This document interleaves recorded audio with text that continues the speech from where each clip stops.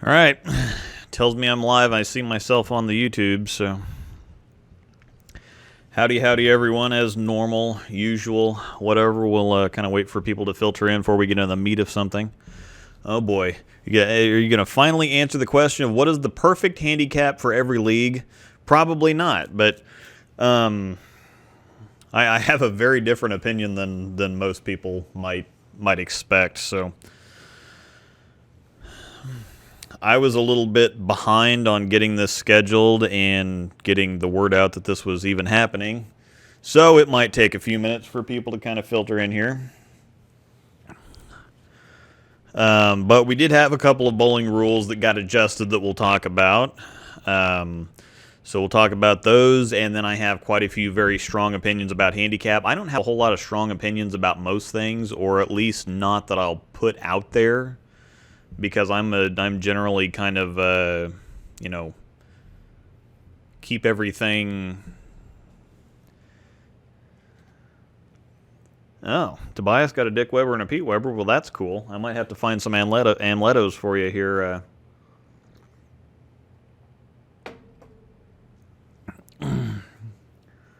I generally don't like to make waves. That's what I was trying to say 10 minutes ago. So, hey, Cassie.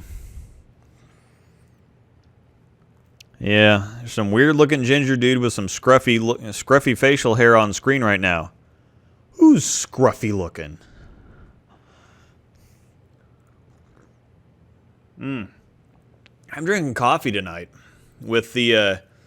I don't think Mr. Bill's in here yet, but these are, as I don't spill the coffee all over my laptop, these are the wonderful coffee mugs that Mr. Bill Walker made and sent to me.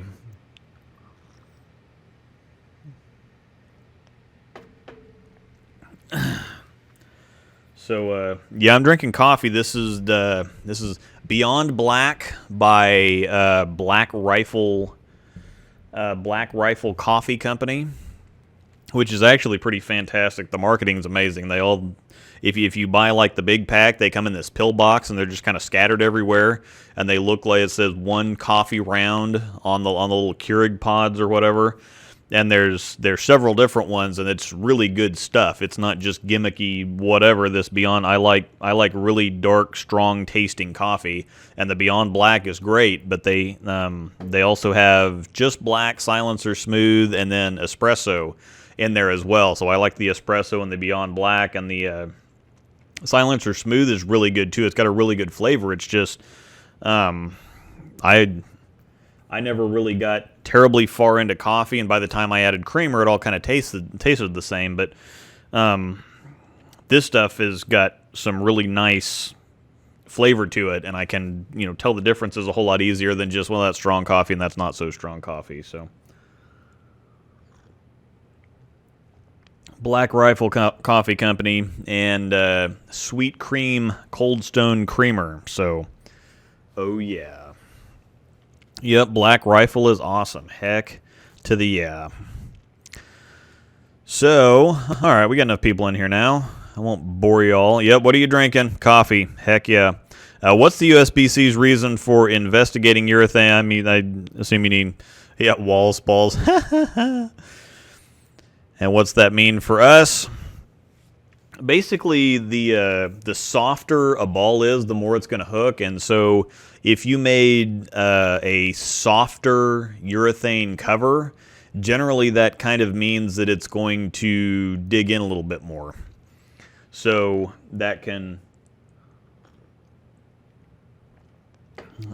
it's weird to think about something like a bowling ball being soft. But technically speaking... yeah, if the cover is soft enough, that's going to produce more friction, so that's going to help the ball be even earlier and stronger. So it's one of those rules that they feel needs to be in a certain zone or a certain range, just like the oil absorption thing, which actually doesn't make any difference. Or they don't want differentials to be too high or RGs to be too high or too low, so they've got a certain zone where they think that there's kind of a fair balance there, and having covers that are too soft is one of those things that they feel is unfair. And So I really don't think it means a whole lot of anything. I think it was an age thing with those purple hammers. They got softer over time, so they weren't manufactured like that. And so I think that we're not really going to see any difference at all. It's about like the oil absorption thing, to where they have an absorption rule now, but literally no ball in production at the time that the whole study came out, or that they made the rule change, failed the test. They just don't want it getting any worse. And with some of the new covers coming out from some of the companies, they kind of proven that hook and oil absorption have nothing to do with each other. So,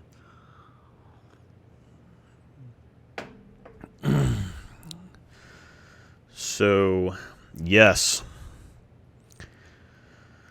Okay. Were you a fan of the Roto Grip Uproar? No, I did not get a chance to throw the Uproar. I probably would have been if I was. I think that came out a little bit before, and some of the other stuff that I missed was when I started in 2015, I missed because I was just Storm only, I couldn't throw Roto Grip stuff. I missed the Haywire, the Hysteria, and the Outcry. And I would have really, really loved to throw all of those. I did end up drilling Angel, one of the Outcries, when that came out. But man, Roto Grip's HP2 line's been really good for a long time, and that's just... yeah, the Uproar, a lot of people liked it, and yeah. Friendly Troll here, what do you think will happen when we get back? I threw 6 shots, 6 miles an hour, 6 times. Talked to my buddy Tobias today, and he actually got to go out and practice a little bit, and he said he was sore for 2 days after the fact. So yeah, that's probably what's going to happen.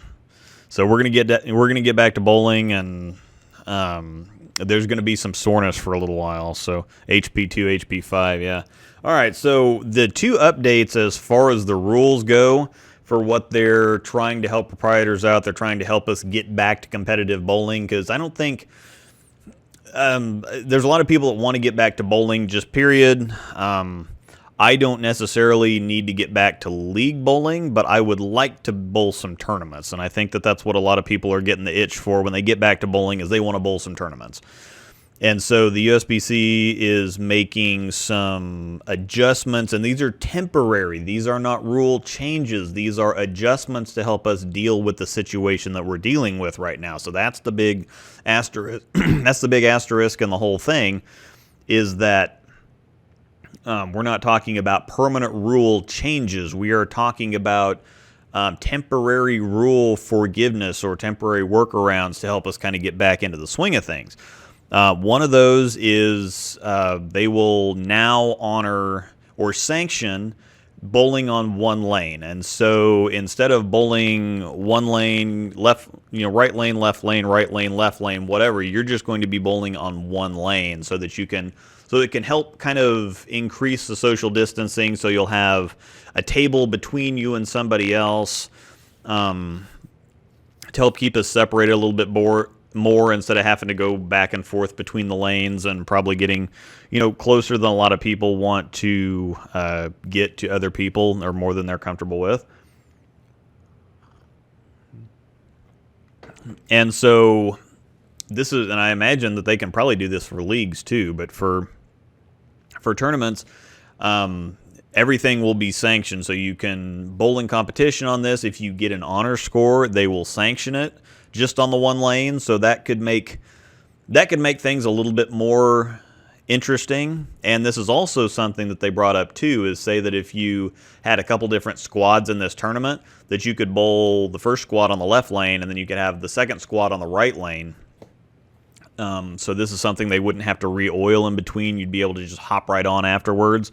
And so there are quite a few benefits to doing it this way. The one negative, I think, is that if you're on a lane, at least if you're bowling on 2 lanes, if you have a good lane and a bad lane, at least you know that you're going to have one lane to kind of bail you out. If you happen to run across a bad lane, it's just going to suck the entire game, and you're going to have to figure it out.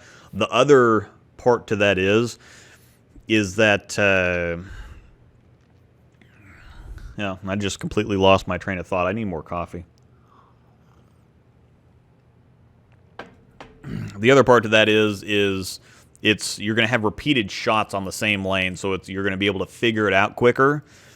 Instead of just having a couple shots on the lane and you've got to figure it out right now, well, you've got several shots. So you can afford to burn 2 or 3 shots at the beginning of the game and figure it out slower and still have the back half of the game to go back 6 and get off the sheet. But again, it's going to be the same for everybody. So, you know, people say, well, we're going to end up scoring higher, or this or that. Well, it's going to make everything's going to affect everybody equally. Maybe not the same depending on your game or depending on whatever else, but it's going to affect everyone equally. So if everybody else's scores are going to go up, you know, your scores really should go up too. So on something like this, I understand if it's always been this way and we have to keep it this way and this is a dumb rule and whatever else.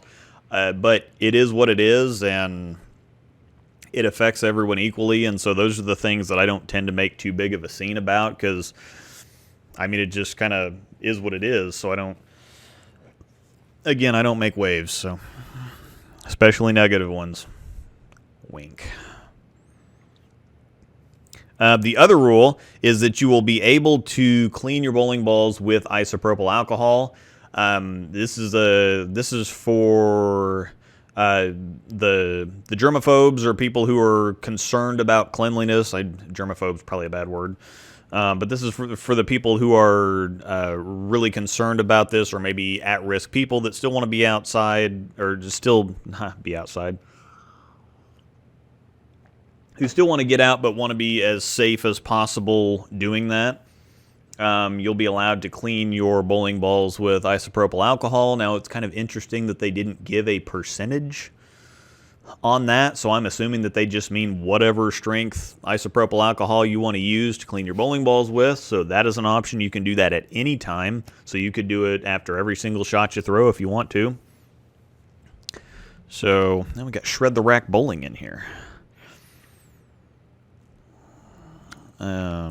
Oh, yes. Like James points out too, bigger asterisk, these changes aren't required to be done. They're optional. So this isn't something that they're saying, okay, well, this is going to have to be done. So this may not even happen. You might go to tournaments and they might be using every lane. It's just to offer a little bit more flexibility for certain centers in different states, different places, who may be under certain restrictions. And you can clean your equipment, or you don't have to do anything. So they're just giving you a little bit of flexibility. Better heavy oil ball for a high rev 2-hander, idle, or phase 2. I don't know that there's, I mean, I think that's all the same. Oh yeah, better heavy oil, but yeah, looking down at James, and Axiom would be the correct answer there. But I mean, you see guys like Simonson, and he goes back and forth from idle, phase 2, all kinds of stuff all the time. So better is relative. The issue will be cleaning house balls constantly. Bowlers using their own equipment should be okay. I won't be high-fiving anyone for a long time. Yeah, we're going to be giving some foot fives, or some, pass it along or something. There's going to be some clever things, clever ways that people find to give high fives or congratulations or whatever else. So leaning towards the idle because I like smoother stuff. That'd be... Why doesn't the Gravity Evolve hook as much as a Crux Prime? It has a bigger core than the Crux Prime. Well, it does hook more than the Crux Prime. So, and if it doesn't hook more if they're both with the same layout, same surface, the Gravity Evolve should hook more than the Crux Prime. It also has more back end, so you should see more overall ball motion, period, with the Evolve than the Crux Prime. If you're not, then there's something weird going on there. So, Demolition Man high five, yeah, we're gonna see all kinds of Demolition Man stuff.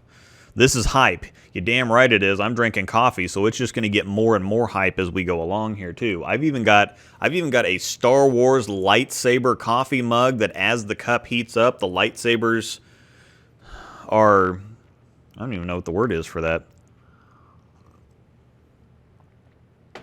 activated, I suppose. Headbutts will be headbutts. I think will be out for a while. I think that's reasonable to assume. Elbow bumps, and people aren't even going to be touching each other. But yeah, Demolition Man had it right. I think I've seen something that all of the future movies from back when, of all of them, Demolition Man got it the most right. Idiocracy was pretty close too, but I think that they underestimated the stupidity, the general stupidity. And of course, we're not to Idiocracy yet, but has electrolytes. It's what plants crave. So, yeah, and I've got even... Kratos, thanks for the donation right there, $9.99. Me and my dad made a ball rack to hold all my equipment. The thing is, it's kind of ghetto, and it's made out of wood and metal. Balls are sitting on cardboard. Will this damage the cover of the ball? No. No, if they're sitting on cardboard, it might be better to find some like old carpet or something to put them on. So I think the problem with the racks like that is that, you know, they kind of absorb moisture or suck moisture out of the bowling balls. So if you can find some carpet, and if you do happen to have at least the bag that the ball came in, that you can kind of wrap it up and just kind of leave it. You don't have to put it in the box, I don't think, but as long as you have the bag and kind of wrap it up and then put the ball down on top of that, I think a little bit of carpet and then the plastic bag that the ball came in, or really any type of plastic bag, something that's going to keep the moisture from getting out. So I really don't think that it'll damage the cover of the ball. And this is the funny thing. When we're storing bowling balls, or when we're caring for bowling balls outside of the bowling alley, you have to think about the life that a bowling ball lives. I mean, you throw it down a lane that's got oil on it, and then it gets to a dry part of the lane, and then it hooks, and then it hits pins that are 3.5 pounds apiece, and then it goes back into a pit that's got a couple of 2x6s back there for the boards in the back that the ball goes into and hits, and then there's a shaker board back there that gets the pins, you know, that kind of shakes the pins back, and then there's also a track that gets it depends on the model of machine. But that might actually be something fun once we get back to bowling to kind of show just the inner workings. There's plenty of them online already, so I don't need to. I think that you can just go check that out. But the things that a bowling ball goes through, it's on a daily basis, and that the bowling ball survives is, I mean, just repeated.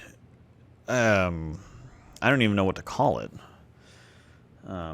Repeated battering, repeated abuse. I mean, all kinds of things.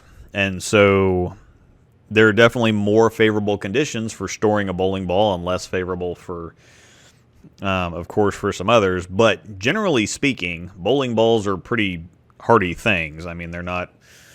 You repeatedly throw them at hard, heavy objects all the time, and there's all kinds of machinery that sends the bowling ball back to you. And so yeah, but aside from that, worrying about, you know, damaging the ball outside of that, or the biggest thing that gets me is when people get little nicks and cuts on the ball. It's like, well, you throw it at hard, heavy objects all the time. It's bound to get some... I'm surprised that bowling balls generally stay in as good a shape as they do. But when somebody gets a couple little nicks and scratches that aren't going to matter at all, oh my God, my ball's damaged. I'm like, well, look at the label on the ball. I mean, that's all kinds of ball damage. It's just organized and kind of aesthetically pleasing. And so nobody really cares about all the scratches and the gouges and the cuts in their ball, as long as it, you know, says code 0 or wild streak on the side of it. Oh, my computer went to sleep. There we go. So yeah, I think it'll...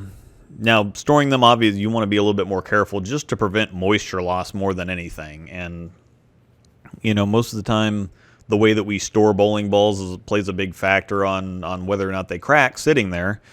So definitely try to find some kind of way to prevent any moisture loss. And again, like I said, carpet's probably the best thing to put on top of that rack. But cardboard I don't think is going to hurt it as long as it's in a bag. Luke is drinking coffee, so we'll be talking faster than I can type by the end of this stream. Probably not. Coffee makes me really, which is weird. Some people it gives them more energy and whatever else. That's actually like whiskey that does that for me. Whiskey does for me what coffee does for everybody else. I mean, coffee or whiskey kind of amps me up and makes me think faster, and that's what really gets me going. Coffee just gets me really jittery and anxious and hyper excitable and paranoid and all kinds of stuff. So this could be really interesting. We're gonna have a pretty good experiment going on here. I started doing any high fives last season, or I stopped doing before the shutdown with a golf glove on my offhand. Yeah, that's still gonna get stuff all over the place, but I mean, I don't know. Do you play PBA Pro Bowling? No, I don't play any bowling games at all, even though I am a big video game buff. I don't play bowling games because the pin physics drive me insane. On every single bowling game out there, when you look at the pins, it's like they all weigh nothing. They might as well be balloons. So the pin physics are just so all over the place. Oh yeah, just to update from the last stream, we received the bowling balls for the winners. 3 are being shipped Monday. The other 2 will be delivered in person. Yes, so the live stream that we did last week that we raised $2,000 for Positive Tails dog rescue in Kansas City. That was super, super awesome. So everybody that was here, that I assume was here last week, that helped contribute, donate, or just showed up, thank you very much. It was really appreciated. The lady was just absolutely beside herself when we sent the $2,000 over. So we did order the bowling balls first thing Monday. They got shipped out. We got them yesterday, and Angel is going to start shipping them here pretty quickly. So, and we did have a couple local ones. So that's going to be cool.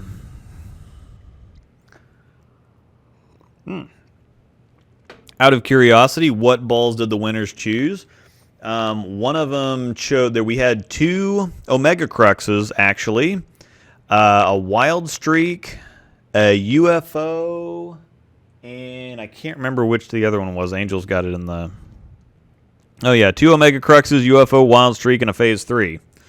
So, yep, all very good choices. And again, the Omega Crux is one that I initially thought when I got it, it's kind of like, well, it's another Crux. It doesn't really do anything special or exciting, but that's why it's so good. So what that one has really been growing on me, and even the past month and a half when I haven't been able to bowl, that's one of the ones that I'm looking forward to spending more time with when we get back, because I know what the Wild Streak's going to do. I know what the Phase 3 is going to do. I know what everything I got is going to do, but the Omega Crux I didn't get to spend really enough time with, and it started really growing on me the last couple weeks before the shutdown. So I'm looking forward to getting back.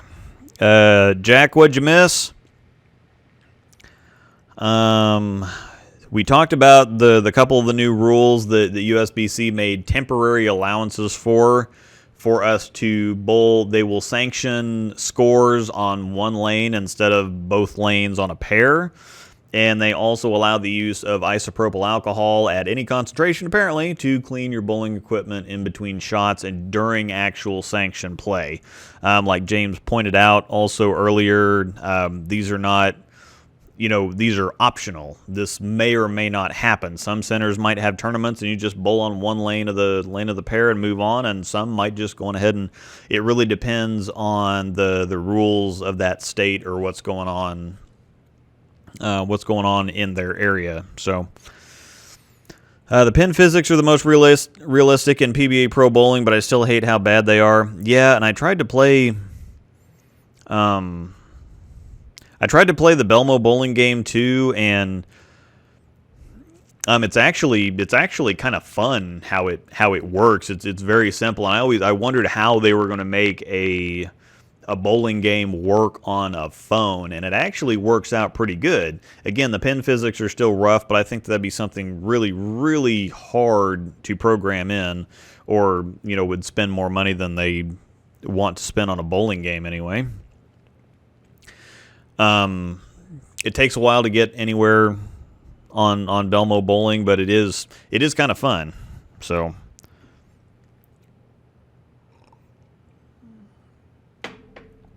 All right, coffee, coffee, coffee. I'm already halfway through the first coffee.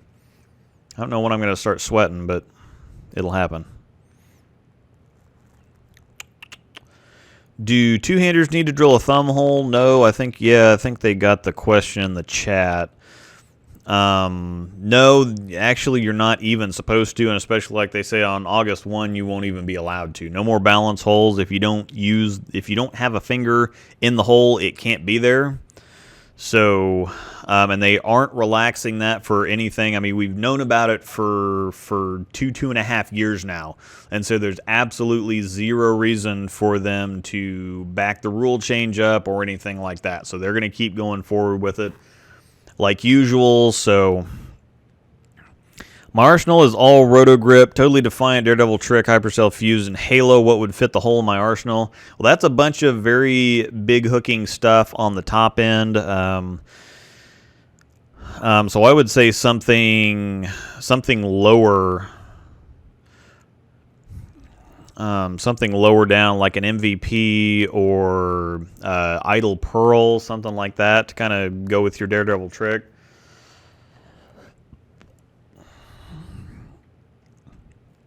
And James also said you need more symmetrical stuff because, yeah, you've got the Totally Defiant, you've got the Fused, and you've got the Halo, so you've got a bunch of big stuff on the very top end of things.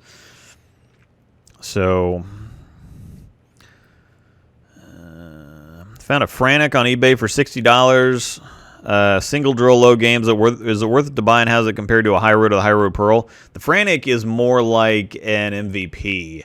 It's not very similar. The High Road and High Road Pearl are pretty long and strong balls. The Frantic is actually a lot earlier and chuggier rolling.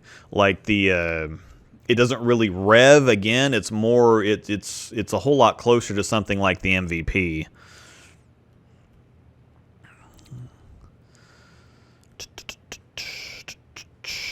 These recommendations are all over the place. Yep. Well, there's plenty other balls to choose from, so if everybody just recommends one ball or the other, no. What about somebody like Tom Doherty? He only uses his thumb for spares. Well, you can have he can have a thumb hole in his spare ball, but that ball has to only be used for spares then. Or and I think that's the way that, because Osku Palermo does the same thing. He throws one-handed at his spares, and so his spare ball will still have the 3 fingers for him to use, but all of his strike balls will just be the 2 fingers.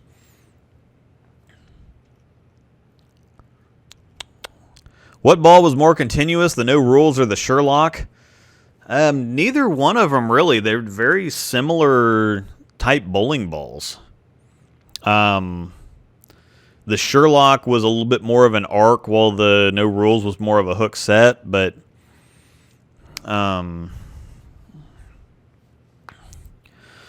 yeah. Based on what I heard, the Idol is very much Daredevil Trick. Nope, I think James has got it right. The Axiom's closer to the Trick shape-wise. The Idol is pretty round shaping, and it's not terribly different from the Trick, but I think when we're comparing, the Axiom is closer to the Trick. It's, that and the Idol are both stronger than the Trick by a fair amount, but yes, so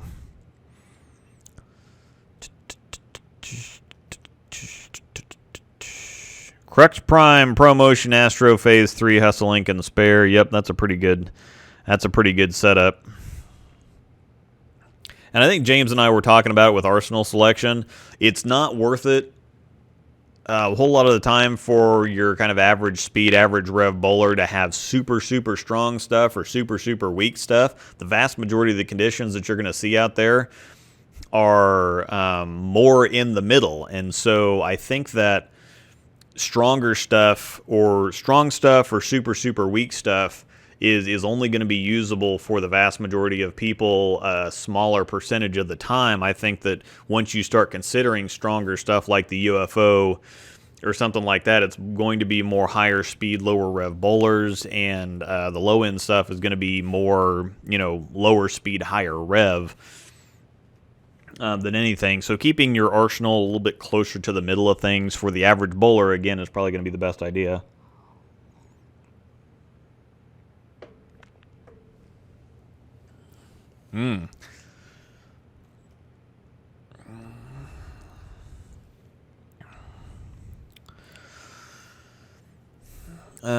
Let's see. Is Robert Smith doing PBA 50? I don't think he's 50 yet, actually.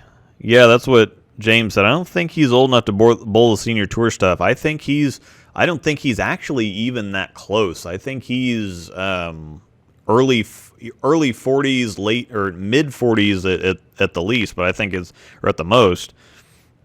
Heil's the best ball ever drilled 6. I've drilled 4 now, 3, 4 perhaps. Will they ever bring back the Fusion or hopefully make an updated version of it? Missed that ball. It's been suggested several times to the Chadster. And they've had several different IQ Fusion kind of updates, re-releases overseas. Something like the IQ Tour Rising. What else do they have? They've had a couple of other IQ Tour Fusion reskins overseas. Is the USBC rule in regards to ball hardness going to affect modern urethane, more specifically the Purple Hammer? No. That was just an age factor for some of them. Some of them aged and got a little too soft. And that can help the ball grip. It can help the ball hook. And so I don't think, and especially the Purple Hammer is not in production anymore. I think that they are going to test at PBA tournaments, and I think that they will identify which balls they need to test to begin with. So, and I think that they know which batches, too, of the Purple Hammer. So they'll be able to tell when you, at a glance, when you check a ball in or turn in your ball card. Anything else below that is not really going to be affected, and it was more just, it wasn't anything intentional. It was just an accident or, oh, well, they get softer over time. So I don't think that you're really we're not gonna notice anything. It's just like the oil absorption rule. Nobody's gonna notice anything. So Oscu changed and used 2 hands on spares. Interesting. He used to really wind up and just chuck the thing. So. And yeah, the Purple Hammer isn't made anymore, and they're not going to be. The processes are different enough that if Brunswick does re-release the Purple Hammer, it's not going to be the same thing. And USBC has decided that it's going to be different enough that they would have to resubmit any new ball as something new. They're not going to be able to just continue production of the Purple Hammer. So, oh, just looked it up. He's 46. So yeah.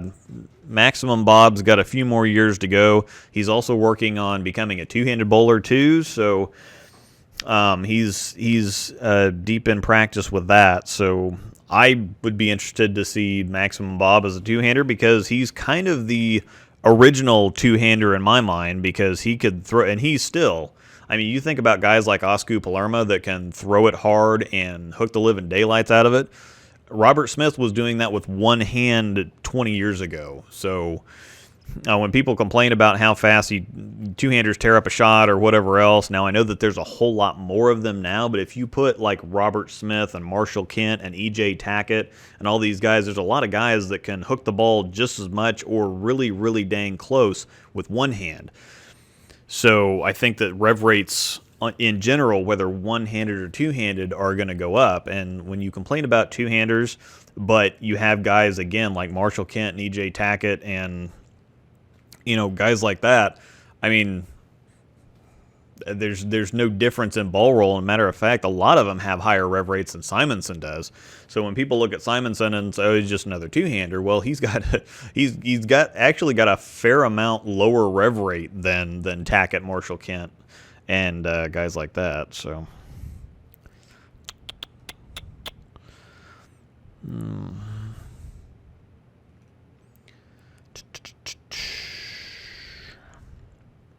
let's see. Currently have a Code Black Nuclear Cell Idle Pro and Crux Prime. I roll at about 13 miles an hour with 450-ish revs. Are there any holes in there? And if so, what should I fill it with? You've got a bunch of really, like we were just talking to the other guy about, you've got a bunch of really, really big stuff on the top end there. So you got a whole bunch of stuff that hooks a lot. So Yeah, just like James said, that's a lot of really strong stuff. Yeah, he said it hurts his body to throw it so hard, so he switched to two hands for spares. Yeah, I think Robert Smith has had a lot of physical problems, just period. So he said, or from what I've heard, that the switching to two hands has made it quite a bit easier on him. There's a lot of people that have actually said that have had back problems, knee problems, whatever else, and going to two-handed has actually been easier on them. And that was one of the big things when Belmo and Oscu started coming out in the first place. Is like, oh, okay, well, yeah, they're 25. I mean, obviously they're fit enough or whatever else. But what's going to happen when they're 40 or 50? Well, Walter Ray's bowling two-handed now, off and on, of course, but he's bowling two-handed. Robert Smith's bowling two-handed. There's a lot of people that are picking it up and taking it on and finding out it's actually helping them. So that's going to be interesting to kind of watch the progression there. 6-ball Arsenal, I have Hypercell, Code Black, High Road, Pearl, IQ, Tour IQ Gold, and Rhino. Is that a good mix? Yeah, sounds pretty good to me. Get rid of the Rhino, get a Hustle Link instead. Yep.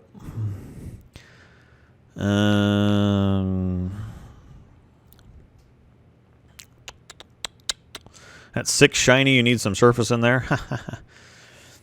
The IQ Tour is not shiny. I also have a Rhino. It's buns. Yeah, why limited to just 6? I'm thinking take the flatbed and wheel it in for 12 just for myself. Yes, we actually have a flatbed cart that we take in. Of course, whenever Angel and I go to tournaments, we each take 6, and that's just easier to get them all in the building. So, Storm should release a Nano Code Series ball stateside. The Extreme's really good, but only overseas. Got to drill one, but should make a stateside one with the Extreme cover or the Axiom cover. That's probably something like that is going to happen. That Axiom cover is going to get used on a bunch of stuff, I can pretty well guarantee. So, and it would be really cool if the NEX cover was on the next physics ball, because we haven't gotten a solid physics yet. Now, I don't think that I know we've gotten several sanded balls in a row, and we just got a Pearl, and we're kind of due for a hybrid now, so I don't know what's going to happen with that. I think an R3S hybrid physics would be incredible, but physics with the NEX cover would be frickin' ridiculous. So, and the reason that they don't do Nano Pearl over here is, once again, when you think about Pearl bowling balls, most people, when they think about a Pearl, they think something like an astrophysics. They want something that's long and strong, that's pretty flippy, and NRG Pearl doesn't do that. It's pretty early, it's pretty chuggy, it's relatively smooth for a Pearl. That's why I really like it, but it's not. It's going to give you more of an original phase type reaction, and that's not exactly what people are thinking when they think Pearl ball. They're not thinking early, smooth, and controllable. So I myself would like to see more Nano Pearl balls over here, because I've been talking with James about it, and I said that's the one. If you were to pick a reaction that was missing from either company, either Storm or Rotogrip, and I think that we've got some of the best stuff on the market across the board. We've got long and flippy, we've got early and smooth, we got such a nice blend of everything across the board. There's no holes. If somebody asks me, well, I want a ball that does this, I can instantly think of like 2 or 3 right off the top of my head.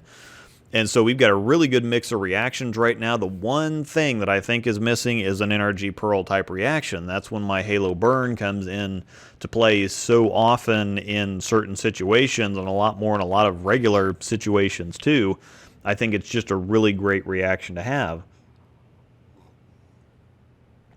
It's still got the shine on it, so it's still going to get length, and it's still going to have a decent friction response, but it's not going to be as sensitive to wet dry as some other typically more, reactive Pearl balls. So I think it's a nice little blend to have in there.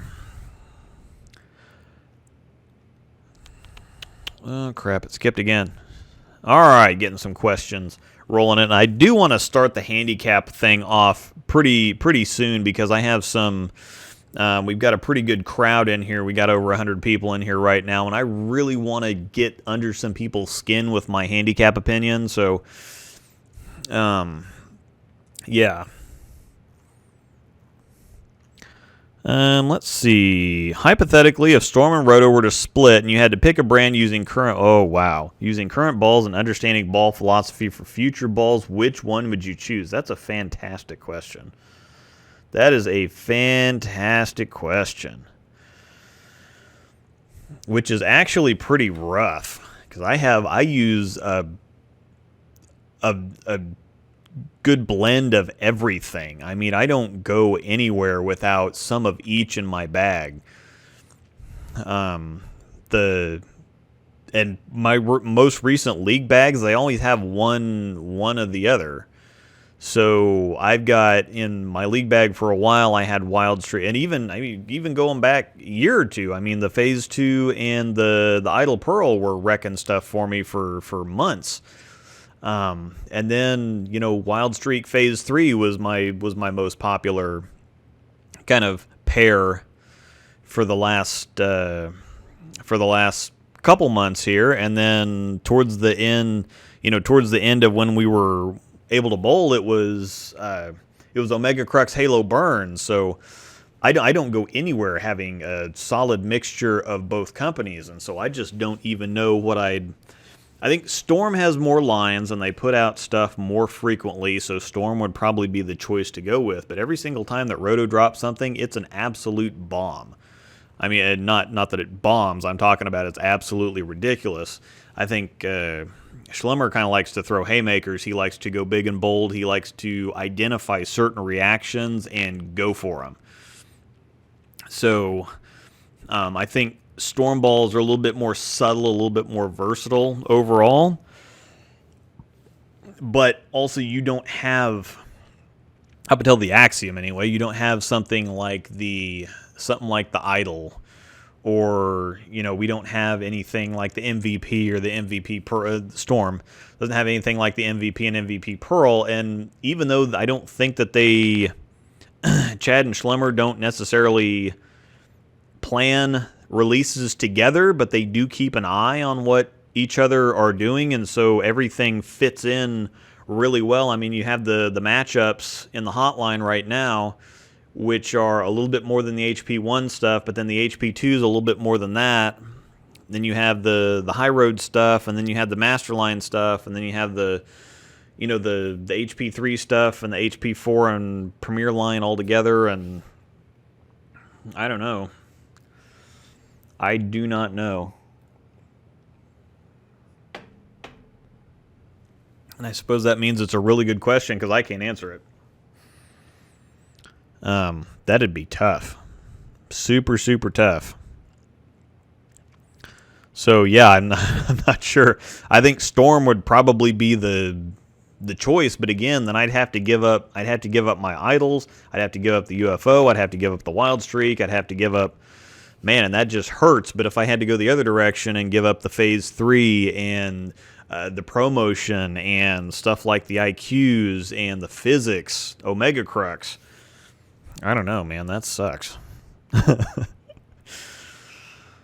Bought a Phase 2 and 3 and was gifted an Idle Pearl last year. What should I add or subtract for a good 4-ball league bag? Those are pretty solid. I'd put a Wild Streak in there. Add for a Wild Streak. Anyone, if you had to choose one which is going in the bag and why, Axiom or Phase 2, that's really interesting because the Axiom is a ridiculously good ball, and the Phase 2 up until now has been completely unchallenged with anything else that we've put out. The Axiom is a pretty worthy challenger, so that's going to be interesting. And this is not just a staffer thing, because you've listened to staffers, everything that comes out is great. They swear that everything's great, but James and I agree, and my wife agrees, and that the Axiom it's the real deal. I mean, it's something that you're going to see staffers throwing a lot, and as soon as it released for the PBA guys to be able to use, they all adopted it like right away. And Belmo won the last title with it that we saw, that was the last live PBA title. He won with it, his 13th major. So I spoke to a Brunswick rep who said they're going to produce the Purple Hammer again. They're just taking time to make sure they can produce them correctly in the new factory. Yeah, it's still not going to be the same Purple Hammer, and they're going to have to get it they're going to have to resubmit it and get it re-cleared through USBC. And it can't be the Purple Hammer. It's got to have some kind of different marketing or something with it. They can't just start production again. But taking time to make sure that the reaction is close is probably accurate. I'm sure that they're taking time to make sure that it is as close to the Purple Hammer as possible.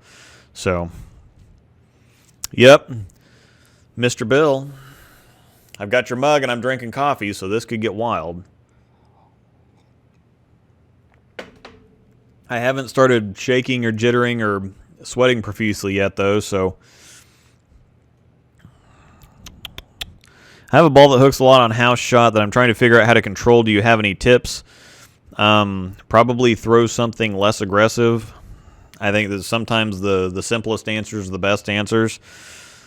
If it's hooking too much, just go to something else. Don't fight with it. I can tell you from personal experience, filming all these videos and trying to play lines that the ball is not supposed to work from or that I shouldn't be playing, but I'm trying to play it to illustrate a point on the video, and it just screws me up. So I would say don't fight it. Throw something different. I'm 40, never bowled in a league, started recently. Two-hander was easier on my old bones, which is really funny that a lot of people are saying that, and that's precisely the opposite of what a lot of people thought in the first place, is that, well, yeah, let's see what happens to them when they're 40, and now people are turning 40 and going two-handed because it's easier on them. So that's kind of crazy. Oh, man, I got questions to keep up with.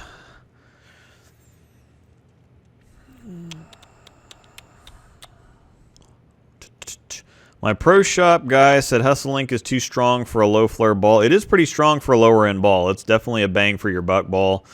It also still works pretty good on lower oil conditions. So I don't think it's too strong. But yeah, most of the time you're going to probably need to take the shine off because it is pretty punchy.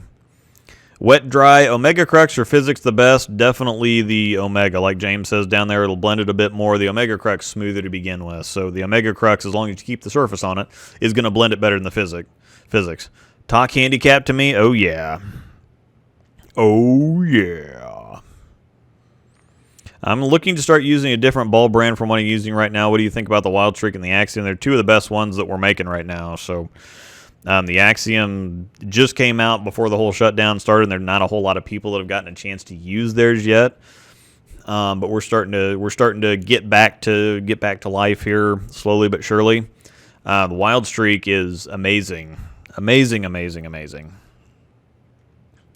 So yeah, definitely a couple of the best that each brand's making right now. Yes.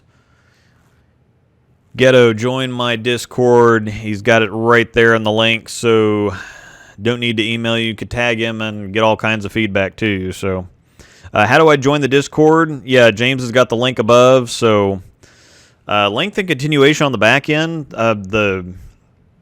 The Omega, they both have pretty decent length and continuation on the back end. The Omega Crux is just a little bit smoother about it, so it's not gonna be as sensitive to the dry more specifically because neither of them are really sensitive to excessive oil. But the Physics has a quicker friction response. Had to get all that out. Apparently, drinking coffee, I can't talk anymore. I get more length from my P3 than the Idle Pearl, so when one isn't working, the other usually will. It's just that some nights it seems like something's missing. Yeah, they're both shiny. They're both shiny, more skid flip type balls. So yeah, they're fairly similar.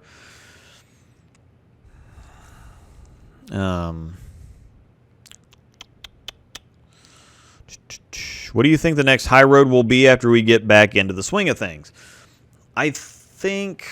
I'm not sure that the next Thunderlion ball is going to be a high road, and it's not going to be urethane. I think we're gonna get a rocket type release. I think that we're going to get something that's in the 254, 255 RG range with an 040-ish differential. So they don't really have anything right now that bridges the gap between the stuff in the Hotline and the stuff in the the stuff in the Thunder line. And then when you go from Thunder line to Master line, there's some big jumps on the lower end of the scale. So I think that we're going to see a different type ball in the Thunder line coming next. I'm pretty sure it's going to be R2S solid pearl something or other. But we're going to see another frantic rocket fringe type ball coming out before the next high road comes out. Now, as far as the next high road, I'm not terribly sure because they're not going to step on the toes of either of the ones that they have in the line right now. We might even see a different type of high road solid, or maybe they'll use. They just released overseas got the high road rush, which is R3S Pearl, which is the intense cover on the high road core. So they might start going to some of the little bit stronger covers. I think an R3S hybrid, the Phase 3 cover on a high road would be ridiculous. I mean, the Phase 3 cover on anything would be ridiculous, but yeah.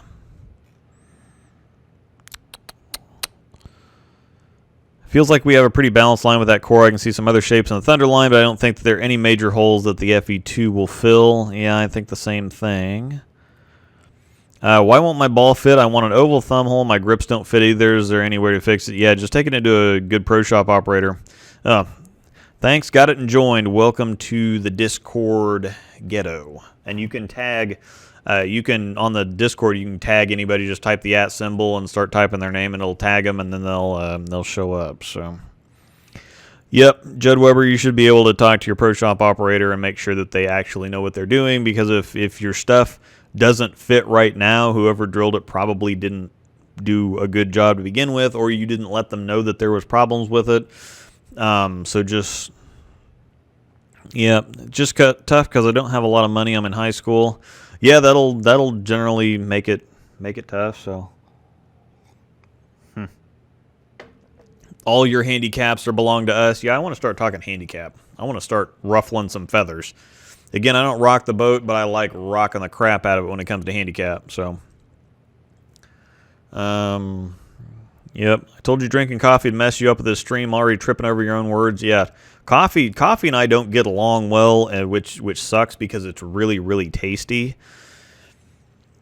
So, Belmo teased on one of his live streams recently that he has another ball coming really soon. Well, that would be awesome because I want to see the piston core again. So if they keep the ProMotion line going, that would be fantastic. So I'd be really excited to see something like that.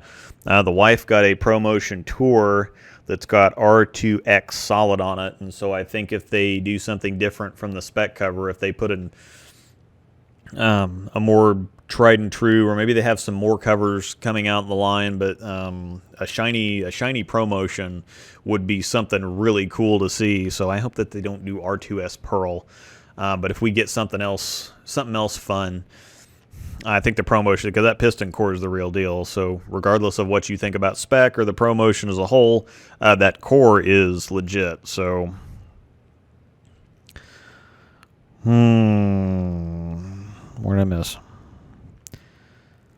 Better get onto that handicap or I might have to nerf you. You're an hour in already. There's no way. Oh, yeah, I am an hour in. I'm just have lots of people submitting questions. So, yep. Okay, I caught up with the questions. We don't need no stinking handicaps. No, we need handicaps. Nah. Have Gravity Evolve, Idle Pro, Phase 3, Idle Pearl, Hustle Gold. What should I add? Let's see. Idle Pro, Phase 3, Idle Pearl. That's a really big jump from your Idle Pearl to your Hustle. So I'm going to say you need something in there like an All-Road.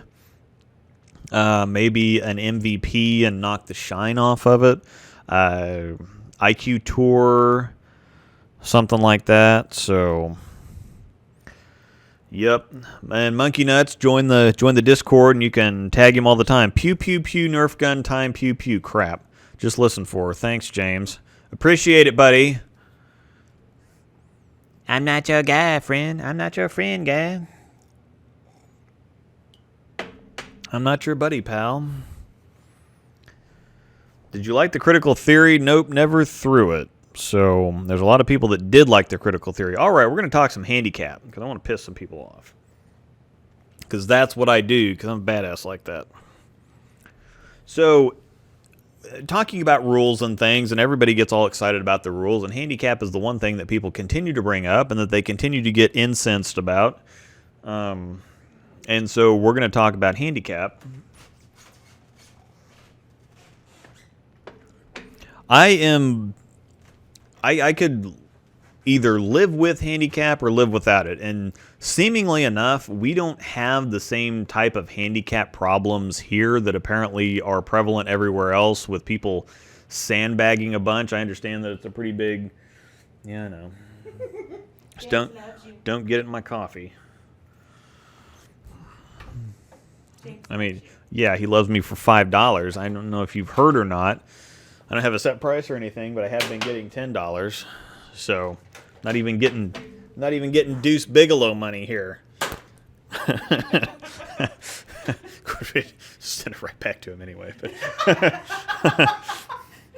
well, what happened here? Oh. Woo! Yeah. Yep.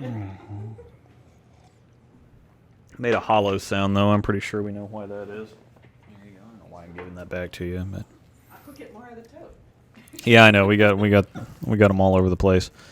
Sorry for the spam. What do you say would replace the Marvel Pearl? Idle Pearl Easy. I hate the damn sandbaggers in Handicap League. So here's the thing.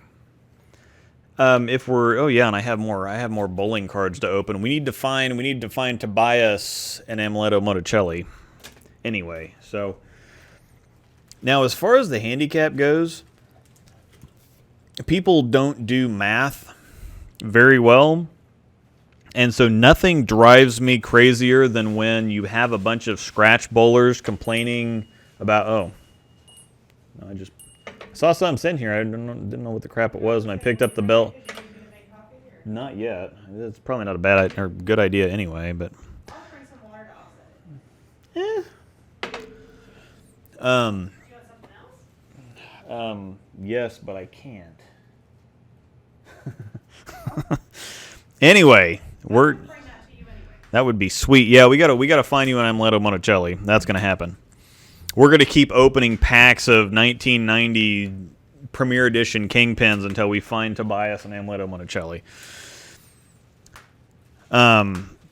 So nothing drives me crazier than a team full of scratch bowlers complaining about a team full of handicap bowlers, because here's the thing. Most of the time, leagues are going to be 90% of a certain number or 80% of a certain number, unless they're wild and crazy leagues, and you always know what you're getting yourself into before you get into it, so you can't get yourself into an 100% of 230 league and then complain about handicap. That's just dumb. But if you have a team full of 220 average bowlers and it's 80-90% of 220 or whatever, and they're looking at, oh my God, we're giving the other teams full of 170 bowlers, we're giving 300 sticks away. They're getting 300 free pins. Well, if a 170 average bowler bowls their average of 170, which will probably happen because it's their average for a reason, and you bowl your average of 220, 90% of 50 is 5. So the 170 average bowler shooting 170 will score 215. If you are a 220 average bowler and you shoot 220, you get 220. So the lower the average bowler is, the less handicap they actually get, even though the pin amount is higher. And the better they have to bowl, or the more they have to bowl over their average to equal just what you have to do bowling your average. There's a Friday night league, our Friday night league that I bowl on.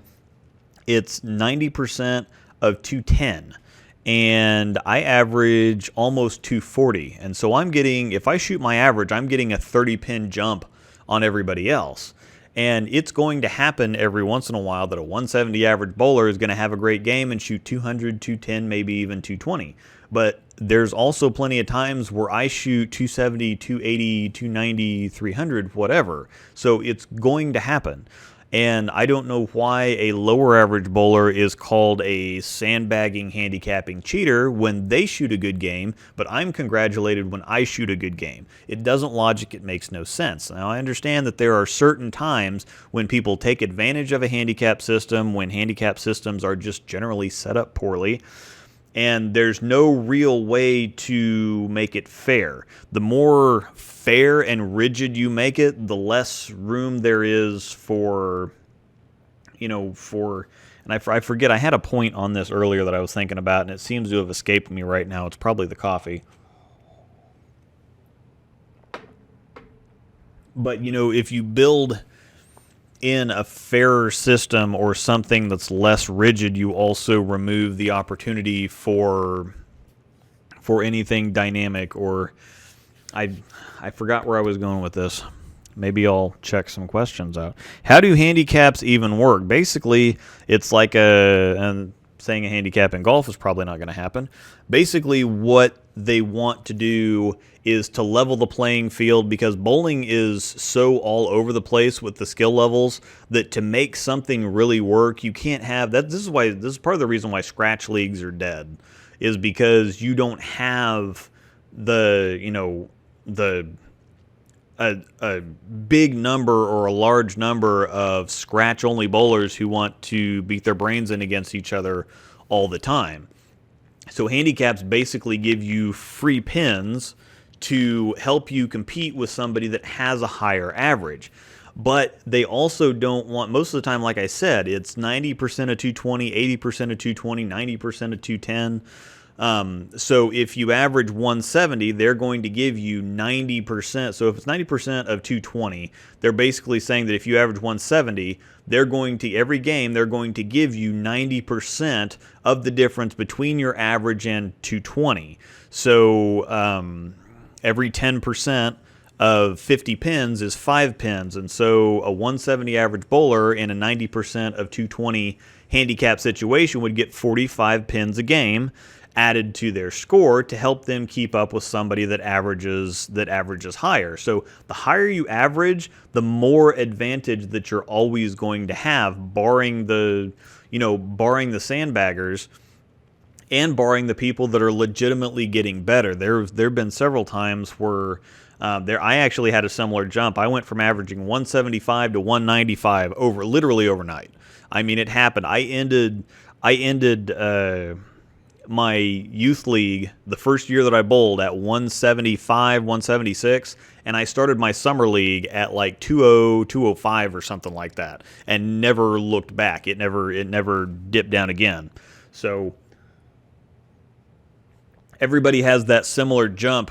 It doesn't matter where it's at even. It could be 150 to 170. It could be 200 to 220. It could be wherever. But everybody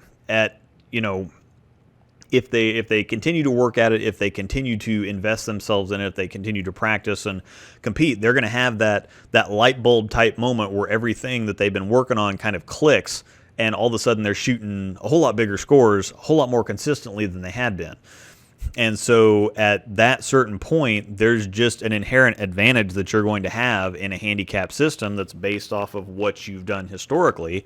And it can kind of suck for people who have been averaging more the same for a while. I've been in the 230 zone for, a decade now or something like that, and it's never really going to get any higher. On my Friday night league, I've gotten up close to 240, but even if I were to hit 240, it's not going to go much higher than that. So I'm theoretically, logistically kind of stuck at where I'm at, but I'm also 30 pins above everybody else, at least 30. I've got at least a 30 pin advantage on everybody else that's using handicap in that league, because if you have a handy, again, it's 90% of 210, and so you have a 170 average bowler.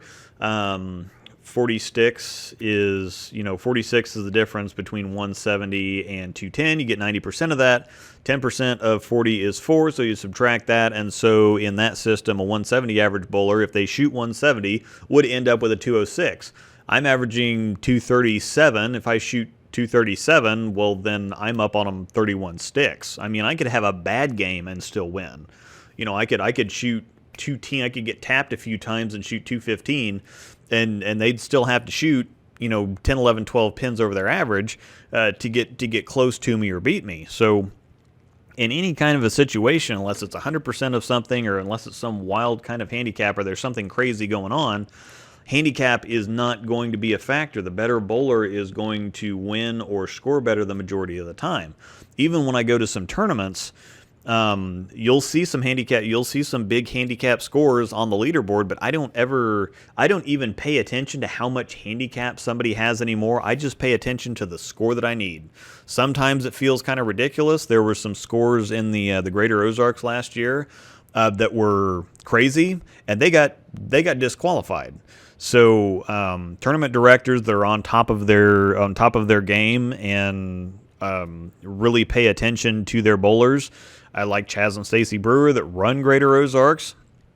They felt like they had to disqualify some people, and so they did. So it's up to the tournament director, the league officials to kind of keep that balance in check if there's something going on that they feel is fishy or suspicious, or if they see something that's a crazy high score and they're naturally investigate a little bit, do some asking around. If people say, well, that's not legit, they're a known sandbagger, then they should do something in that situation. Now, there's also some really interesting things too, like the two houses that I bowl in here in town. One of them is notoriously pretty smooth. And I don't actually even film there anymore because everything kind of blends together and looks the same. There's a kid that's been bowling in the Friday Night League for 3 years. He's averaged the same for 3 years. He's a 145, 150 average bowler. That's what he is. He's been that for 3 solid years. I've watched him bowl for 3 solid years in that league. Well, he came over to the other house, Gage Center, that has a lot stronger back ends. There's a lot more ball motion, ball reaction over at that house. Well, he came over to bowl our little sweeper series that we do on Friday nights every other week. And the handicap there is 90% of 220, so again, pretty standard stuff. And every time he comes and bowls, he shoots 170s, 180s, and 190s. And there have been a handful of complaints about, well, this kid... this kid's got 60 pins of handicap and he's shooting 180s every game. Well, this is crap. This sucks. This is stupid. This is sandbagger or whatever else. And I say, no. Over at the other house, he doesn't have as much ball motion on the back end, and so he gets some pretty gnarly looking splits, and he doesn't get the ball reaction over there that he gets over here. So he gets over here, and he just kind of floats it outside. Well, all of a sudden it's ripping back and throwing pins everywhere. And he's relatively accurate at his left side spares, and especially when he has a more predictable shot, instead of shooting at a 4-pin and the ball just kind of spins and skids on by, it's his ball reaction is a whole lot more predictable at the other house, and so he averages a legitimate 30 pins higher at the other house, even though he's had this average in this place for 3 years. And so a lot of it can have to do with bowling environment that you're in, and this can be said for everybody. This can be said for the best of us. I mean, I've had plenty of tournaments where I've gone to an average 250 or 260 not 260, I guess. I've had plenty of tournaments where I've gone to an average 250. I've also had tournaments where I've averaged 200, 200 or not really done anything special. But sometimes you're going to match up better. And I think that the vast majority of the time, that's just what happens. You either match up, you have become better in a short amount of time, and you're getting the benefit of your handicap. But my prevailing opinion is now, like I said, I do not pay attention to handicap numbers anymore. I don't care if somebody's getting 300 or 400 pins for 8 games or whatever. I mean, sometimes it seems a little odd, and sometimes it works. If somebody has an excessively, or somebody has a really, really simple game, they're not going to be as affected as much by differing conditions as there's a sports sweeper series that I go to in Kansas City, and sometimes they've had some really tricky conditions, and some really, what you would consider not so great bowlers have done really well, but it's because they have simple games and the conditions don't affect them as much as they do other people. So there's all kinds of factors that go into it. And so at the end of the day, once I did the math, I used to be one of these people, oh, screw handicap. It's got to be scratch and it's got to be competitive and it's got to be this, that, and the other. I don't pay attention to handicap at all anymore. I pay attention to the number I need, and even if it sounds a little ridiculous, the scratch scores are always ridiculous too. And most of the time, you are going to see you're going to see a good balance of scratch scores throughout. You're not going to see a crap ton of scratch scores or a crap ton of handicap scores, but that's the point of handicap, is to give everyone a kind of an equal chance to compete. And so you should see, even on, at handicap tournaments, on house shots, you should still see a pretty good mix of people on the leaderboard. But people look up there and they instantly see handicap and one of the top 5 spots. It's like, well, that's crap. Like, well, I mean, if you're going to a tournament like that, you can't expect the scratch bowlers to dominate all the time anyway. And if they do, you're not going to get the handicap bowlers, which are a larger percentage of the community, to show up. And if they don't show up, then the scratch bowlers aren't going to make the money that they're going to the tournament to make. So you need all scratch bowlers need donators. They need the handicap bowlers to be there in the first place, because scratch bowlers don't want to beat their heads against the wall trying to make money at the tournaments, which is what they're there for. And which is why whenever I get in brackets too, I get in an equal mix of both, because, the scratch brackets, more often than not, are a whole lot harder than the handicap brackets. I think James has said before that handicap brackets for him seem to be a lot tougher. Handicap brackets seem to be a lot tougher in his neck of the woods, which they're not in mine. They're actually the scratch brackets are actually tougher in mine, mostly because we have a crap load of professionals in the area. And I always seem to draw the squads where half the PBA tour comes out of the woodwork halfway across the country. And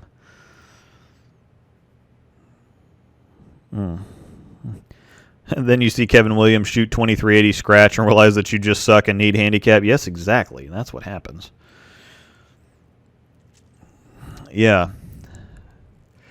Yeah, most people are more concerned about handicap than improving their game, and that's the biggest point that I've been rambling to get to.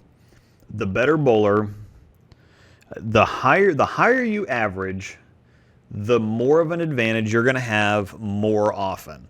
Again, handicap is built to try to make things even, it's built to try to give lower average bowlers a chance against higher average bowlers. If the lower average bowlers bowl better as relative to their average than the higher average bowler does, then they deserve to be placed higher. And if you don't like that, then go bowl scratch tournaments.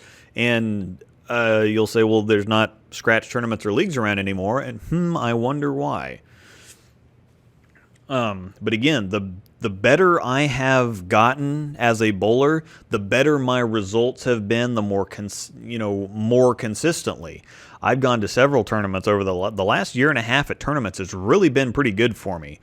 I've gotten several pretty large checks back, and even though I haven't threatened to win anything or place super high, I've paid for the trip.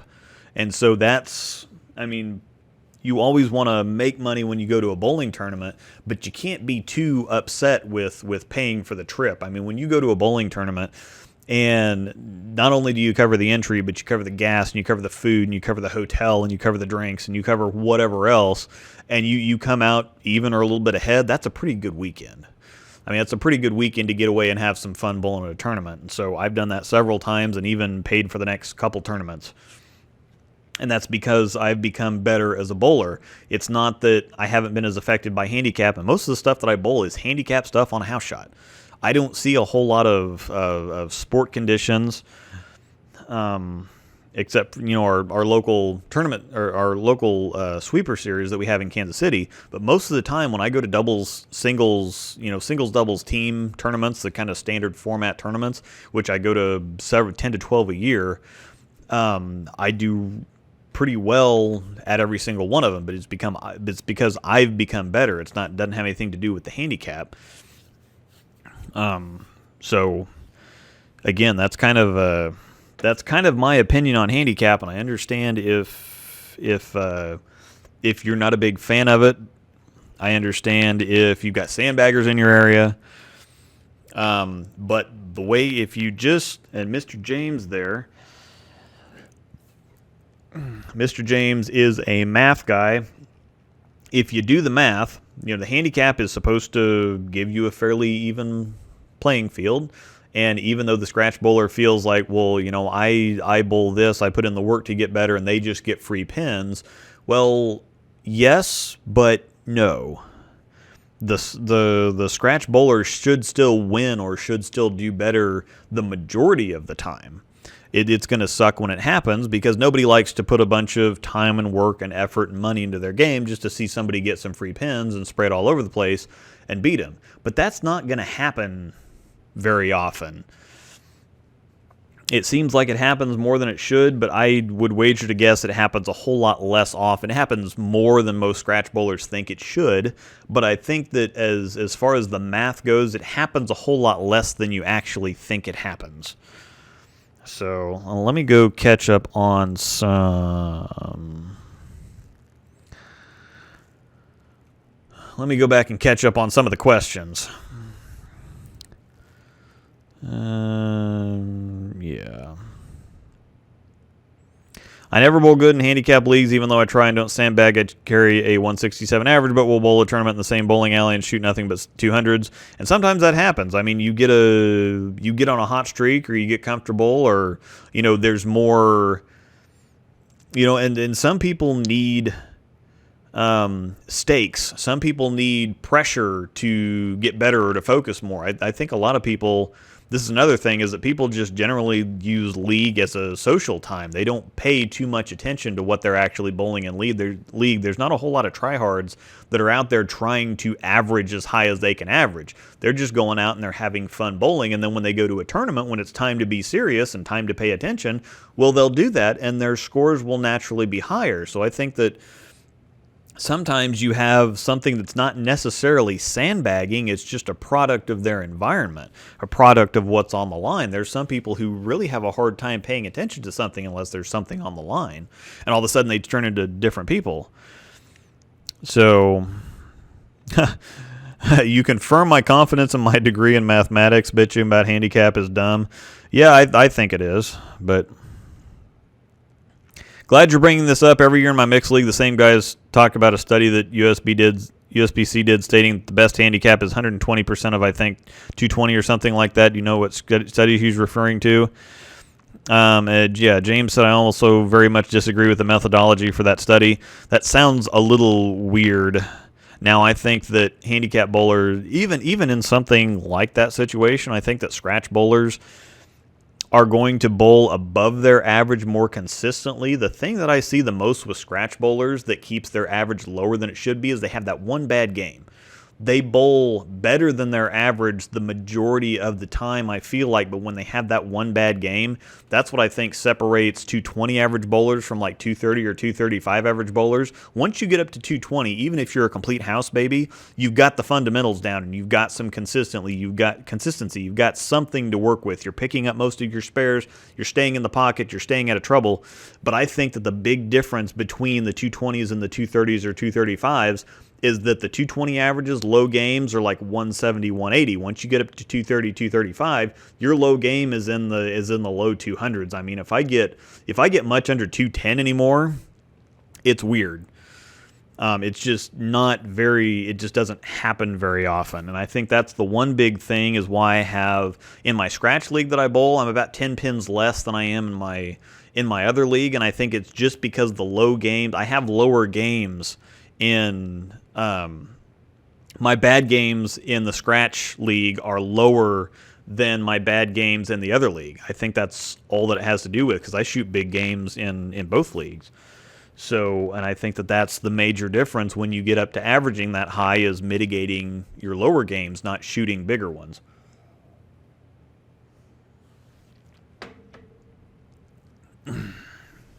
What's your opinion on handicap match play in tournaments? Do you think it's fair for both bowlers in that type of situation? We actually do have our little tournament series that we run, we don't have handicap match play. We have handicap in the brackets, and so you break it down to where, and everybody will ask, how many sticks am I giving up, or how many sticks am I getting, or what's the difference? And so, yeah, if you do it on a game-by-game basis, sure, the handicap bowler is going to get the benefit of it sometimes, and other times they're not. But if whatever qualifying format you have to stick with that the rest of the way. You can't qualify with handicap and then have it scratched from then on out, or it's just going to be a wipe. But yeah, I think that whatever it is, and I've seen plenty of scratch bowlers. I've seen some ridiculous handicap scores. But I've seen plenty of scratch bowl, and there are some rules that I think that maximum score should always be 300. I think that there's some certain situations where if it's for like a high 10 or a high 30 or something like that, then you can break the 300, or because it's a handicap category. So if you can let that go, and I think as far as team scores are concerned, but if you're in a tournament setting, and league's a different story. But if you're in a tournament, the max score has to be 300. You can't have something like 927 for a single score. It has to be stopped at 900. You have to give the scratch bowler a chance to at least equal the series, even if the idea of a handicap or a scratch bowler shooting 900 is ridiculous. You have to give them a chance. So I think that in a tournament setting, 300 has to be the max score, period. Because it's just not fair for one bowler to be able to produce a score that's not achievable by another bowler. So I think that that's something. 300 is a hard cap for me as far as tournaments go.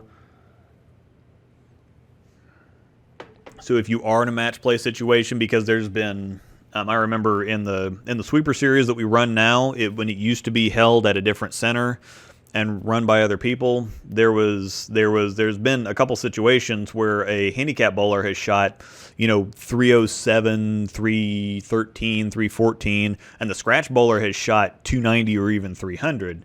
In that situation, that's just not fair that the handicap bowler was able to use their handicap to get to a score that the scratch bowler couldn't get to, even if they bowled 300. You can't have a situation like that where you have somebody shoot 300 and at least not be able to tie, and then go to a 9th and 10th frame roll off for another game or whatever you want to do from there. But I do think it is fair in match play in tournaments or bracket play in tournaments, but 300 has to be the max number.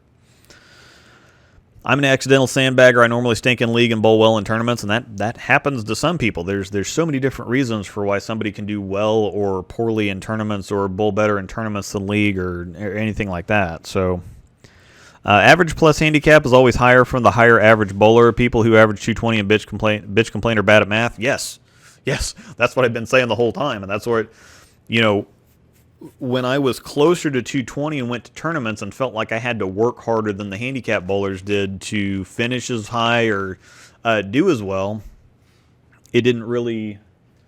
What? I'm getting shot again for some reason. Nick Brown requested. As long as he's sending me my Halo burn, you can unload that entire clip into me. Yeah, that's what I thought. Just don't shoot me in the face and damage this property. Huh? Yeah, that's... Hopefully that didn't miss the pickup on the... This is a good microphone. Yeah, whoo, that was pretty good. Just don't shoot me in the face. It's my eyes. You can take everything else, just not the eyes. It's not the eyes.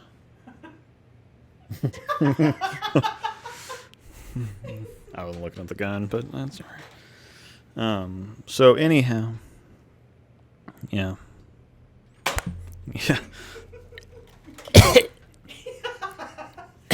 Getting the black lung there. Yeah. I'm getting the black lung, Pop. I haven't seen Zoolander in a while.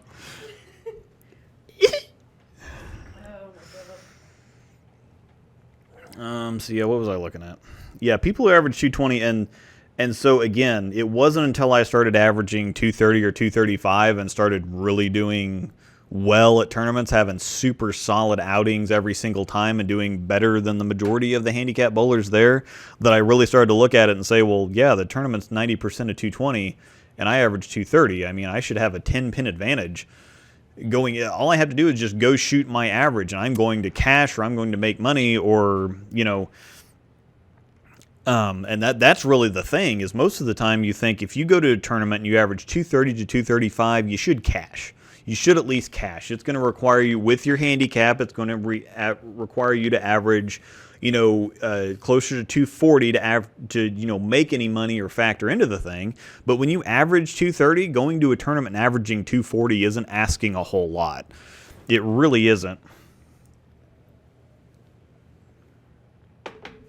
It can be difficult to stay hot for that long, or 9 games is a whole lot to consistently put up big numbers. But at the same time, it's a whole lot less to ask for a 230-ish average bowler to just shoot a little bit better than their average, which is why I say that the higher your average is, the better you're going to bowl, period.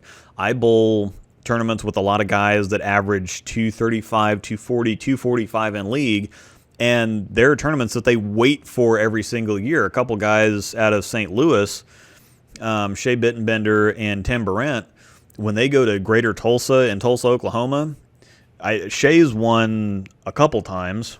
Oh, cool. I don't know. Yeah, I'll try this, I guess. I don't know what it's got. It's got the aspartame in it, probably. Sucralose. Yeah, there's a little bit. It's not bad. Yeah, I'm sure it's tasty. But I already have enough brain damage. I don't need any help from the sucralose. I've seen you put worse stuff in your body. I know. Do it routinely. Yeah, and I complain about it all the time, too. Strawberry banana body armor. We're going for that.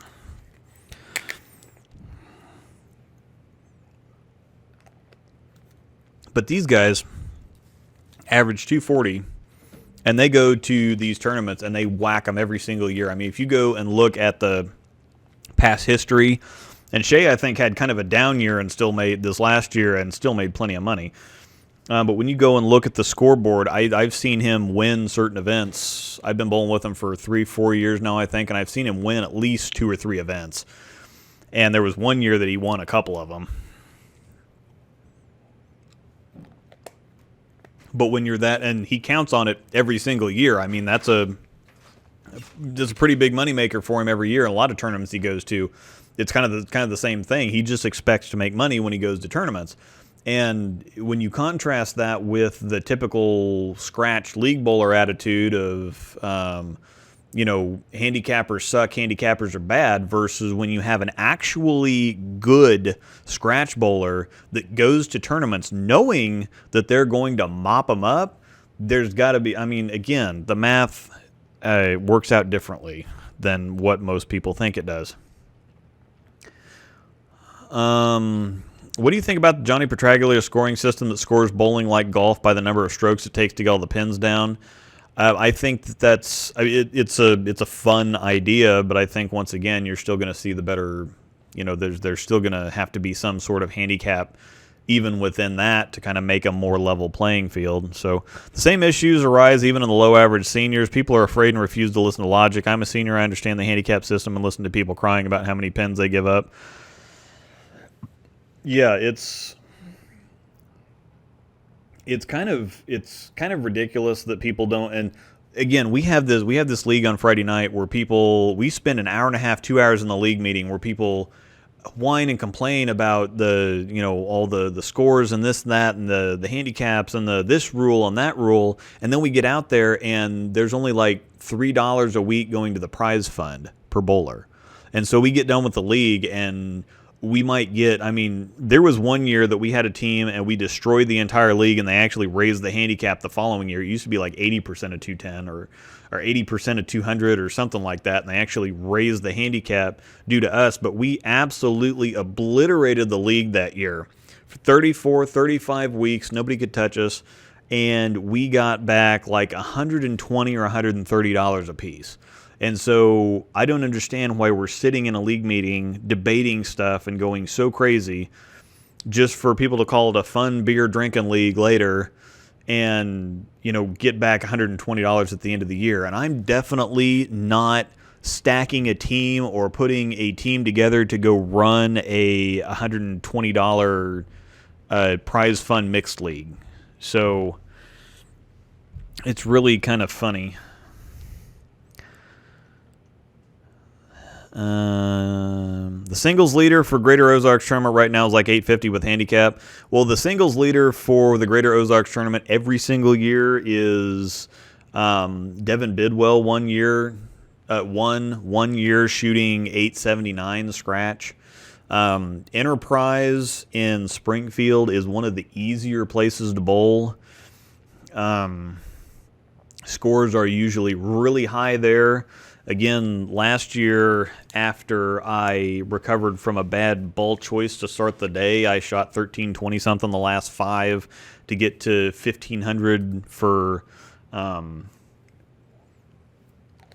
6 game, which is an average of 250. And that was 10th on the leaderboard or something like that. Andrew Kane shot 1630 scratch for 6 game and 830 something in singles, and I think that he was, in the top 5 probably. But there are big scores there all the time, whether with handicap or without handicap. So again, I don't really look at whether they have handicap or not. I don't care, because the scores 850 is going to be, and they actually had a guy that shot the highest last year. One of the guys that got disqualified shot the highest all events total scratch before they added his handicap, and with his handicap it was a ridiculous number. I had a buddy, one of my buddies actually has the all events record at that tournament of 2356 or 57 or something like that, which is absolutely, he shot 770, 770, 780 or something like that. So he had just ridiculous numbers, and he did that scratch. So that's fairly normal for that tournament. So they actually kind of have to have higher handicap for the handicap bowlers to be able to keep up with the scratch bowlers. So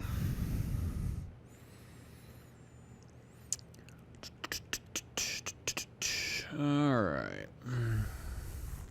Yeah, I also think that the higher average bowler has a much better probability of making that spare strike in the 10th than the 190 bowler on the other team.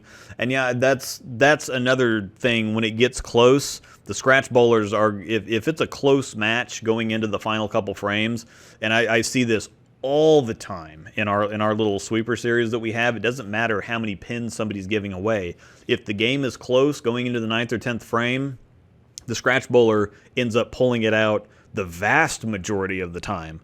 Unless the handicap bowler is not doing the math, doesn't know what the situation is, or is just there to have fun, or they've been drinking all night. So I definitely think that that's a good point too, is that the higher average bowler is going to be the more experienced bowler. They're going to keep it more in check. They have a much better probability of finishing the thing out strong than a lower average bowler does. So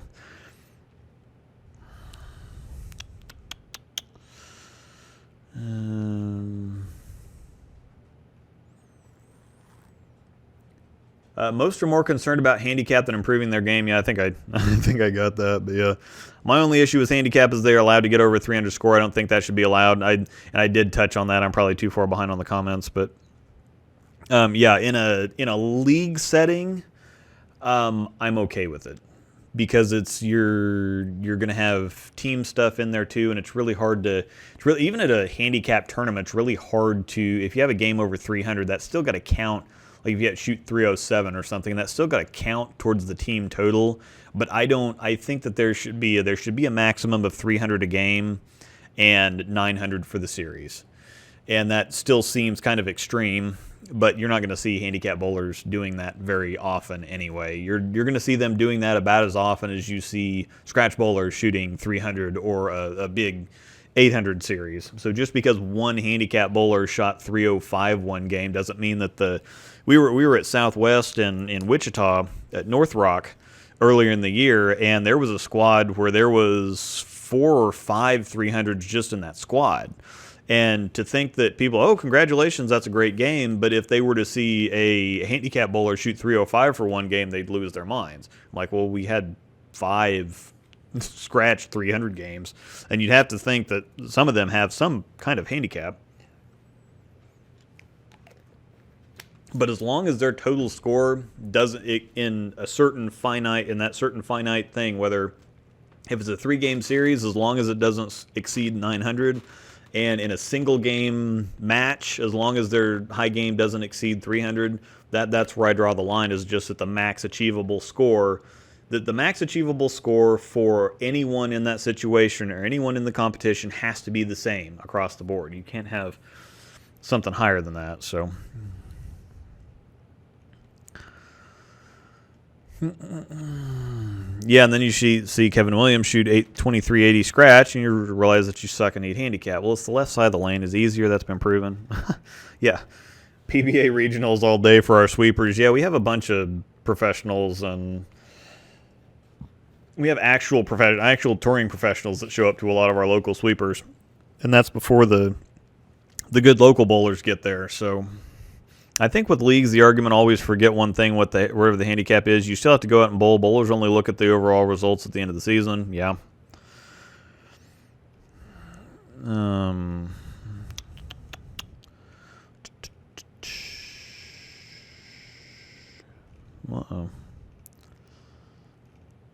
Whoa. Man, I missed some questions. Missed a lot of questions. There we go. Yeah, bowling favors the scratch bowler, unlike a sport like golf, which is 100% of the difference in the score average of the golfers, where bowling generally isn't 100% and caps at a score like 210 to 230. Yeah. Handicaps suck when you have none and lose when you shoot 300. Yeah, you shouldn't ever lose when you shoot 300. That's a problem that I have. You should tie. At the very worst, you should tie.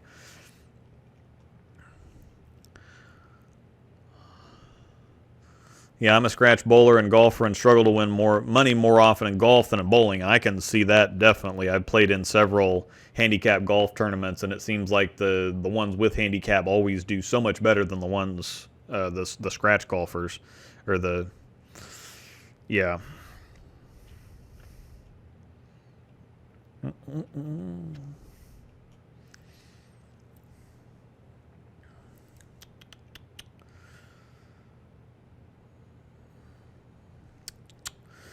Let's see.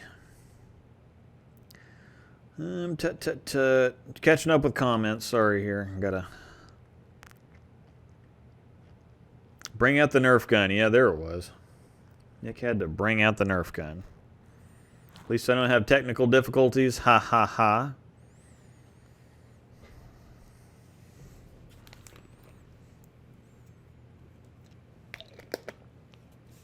I seem to have raised my immunity to coffee because what's happening doesn't. Normally what happens is my armpits start sweating and I start getting all jittery and nervous and whatever else, or maybe that's just my natural state so much that I blame it on the coffee or something. But all right.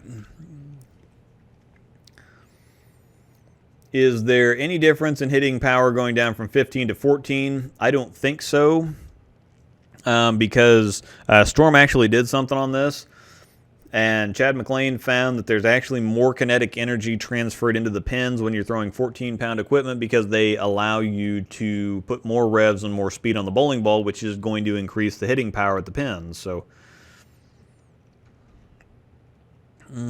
how would you penalize sandbaggers? That's something that's really tough to. It's really tough to manage and tough to kind of police.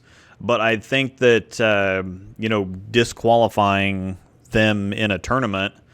Sometimes I've had to re-rate a couple people before. How would you penalize sandbaggers? I think it's just one of those things where it's a repeat offender type thing. The more times it happens, the first time you just disqualify them and move on. The next time, maybe you ban them from bowling certain, your tournaments again. Or I think the tolerance for sandbagging has gone down quite a bit, and everybody's quite a bit more connected now, and so I think that sandbagging is less and less of a concern But around here, we haven't really seen we haven't really seen sandbaggers that much. So I understand it's a pretty big problem in other places, but yeah, Ryan, I bowl at small houses in questionable conditions because that's all I have in my area. Plus, attempted to bowl through some injuries, so my averages drop. My average will be unfair, and that happens too. Some people have injuries. I've got a buddy of mine that's actually been on the show before, and he had a rough year last year. He's had some wrist problems for a couple years, and he just had a rough year. And so he's getting quite a bit more handicap in tournaments this year, or throughout this year. His average went up a little bit this year, but he'll still be getting handicap. He used to be a scratch bowler at one time, but he's had so many wrist issues that he's not the same bowler.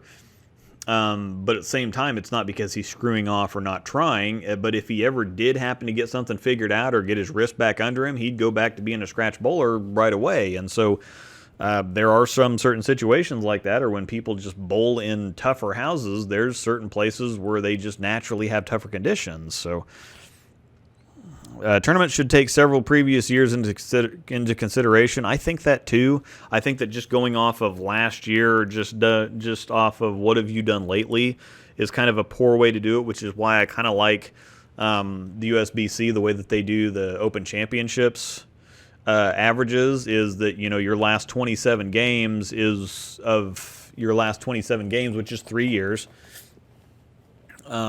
is your entering average for the tournament. It depends, and that determines what average bracket that you go into. And so I like that actually the best. I mean, it doesn't help people who don't have 3, previous years to go off of, but it's a whole lot. I mean, I think that you need a couple solid years to determine what you should be doing or what you should be averaging. I think it's a fantastic idea. I think it's a great system to use their tournament average if at all possible.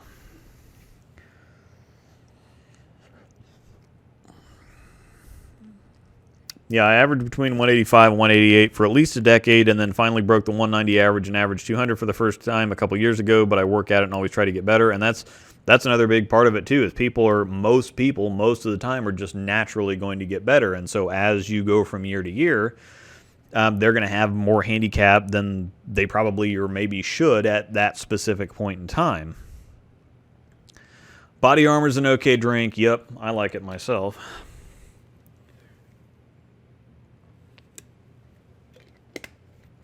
Yes, preach. I do preach on handicap. I used to be that really, really annoying. My wife would argue that it's not a used to be. I just keep it in the closet a whole lot more than I used to. I used to keep a whole lot of things in the closet, actually. But I'm one of those people that when I get a certain perspective on something, I spend way too much time thinking about something, and when I think I've finally gotten to the right conclusion, then I get really preachy and smartest guy in the room and really irritating about it. Handicap is something that I am absolutely certain that I'm correct about.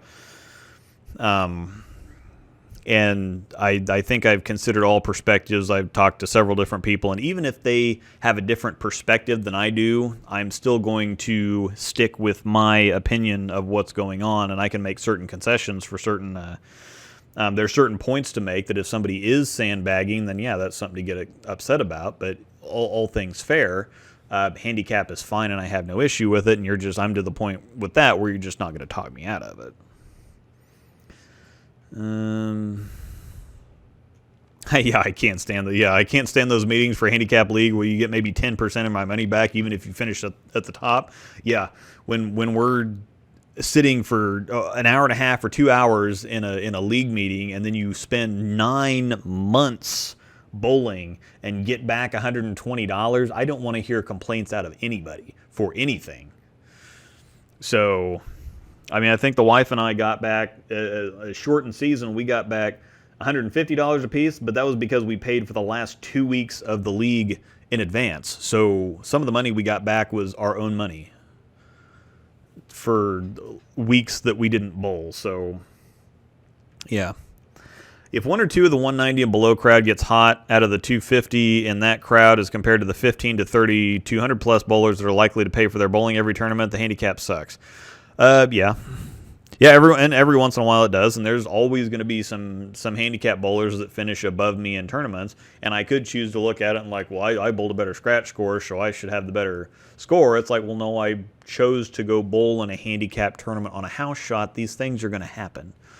And again, when you say that, well, there should be scratch tournaments and there should be scratch leagues and whatever else, I agree, but there's a reason that there's not, because scratch bowlers don't want to beat their heads in against each other every single night, and because it does kind of get chippy and pissy and everybody generally has a miserable time, and so they stop bowling scratch leagues or scratch tournaments because they're just basically, they don't want to work that hard, and they're passing money back and forth.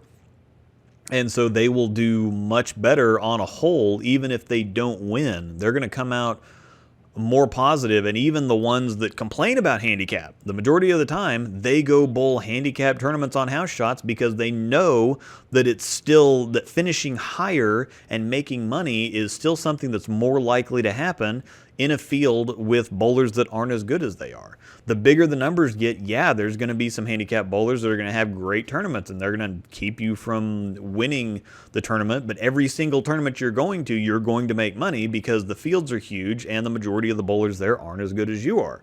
So even if you're not winning, they use it as an excuse for, well, I didn't win this tournament because this handicap and sandbagger shot this, that, and the other. It's like, well, you're still here, and you still know that you cleaned up in brackets, and you still know that you're making quite a bit of money, probably a lot easier than you would be if this was a scratch tournament and there was a lot more higher average bowlers out here. I mean, sorry, that's why a lot of big talking hot shots don't ever go out on tour, because they'd actually have to bowl for their money. It's a lot easier to be a good amateur than a decent professional.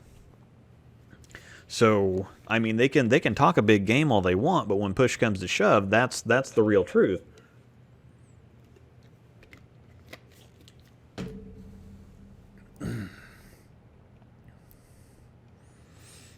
Let's see. Sorry if I asked this question before, but I don't think Luke saw it. Can you share some... Yeah, I didn't see it. Could you share some funny tournament stories? I don't know that I really have any funny tournament stories. I'd have to think. I'm generally not a funny person, so... And interesting things don't really happen to me. I don't know that... I'll have to think about that. I'll come back to it if I remember. Because I just don't... I did have one tournament that I went to where, and this is on Facebook, but a friend of mine should have shot 300. He, the 12th ball, and they actually, at Enterprise in Springfield, they used to have the software where it would repeat the last shot back to you on the scoring monitor. And so we got to see it a couple different times because we couldn't believe it seeing it the first time. It was one of those where he struck and the 6-pin went to the sidewall and tapped the 10, but the 10 slid straight over into the 9 spot and stood there. So he shot 299 and a half. He did win singles that year, though.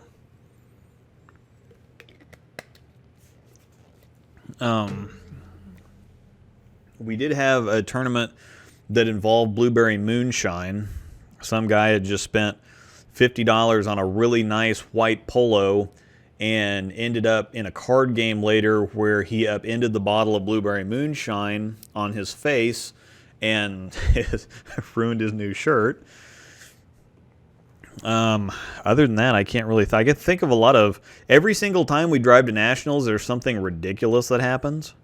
Every single year. We have not had one single... The only Nationals trip that I've taken that's gone off without a hitch is when I flew to Syracuse a couple years ago, because nothing went wrong. The flight, I think we had like a flight delay for like 2 hours coming back, but that's normal stuff. That's really normal, minimal, especially for only 2 hours. We're not talking like Danielle McEwen and her flight stories. I think her flight stories are like our Nationals driving trip. Something ridiculous happens every single time. I can't think of one single time that we've driven to nationals. There was one year that we. I'm in Kansas, from about an hour west of Kansas City in Topeka. There was one year that the wind was blowing so hard that we passed several overturned campers and semis and stuff like that. And when we got into Colorado, they rerouted us onto a different highway because of a dust storm. So we had to take a detour because of a dust storm in Colorado.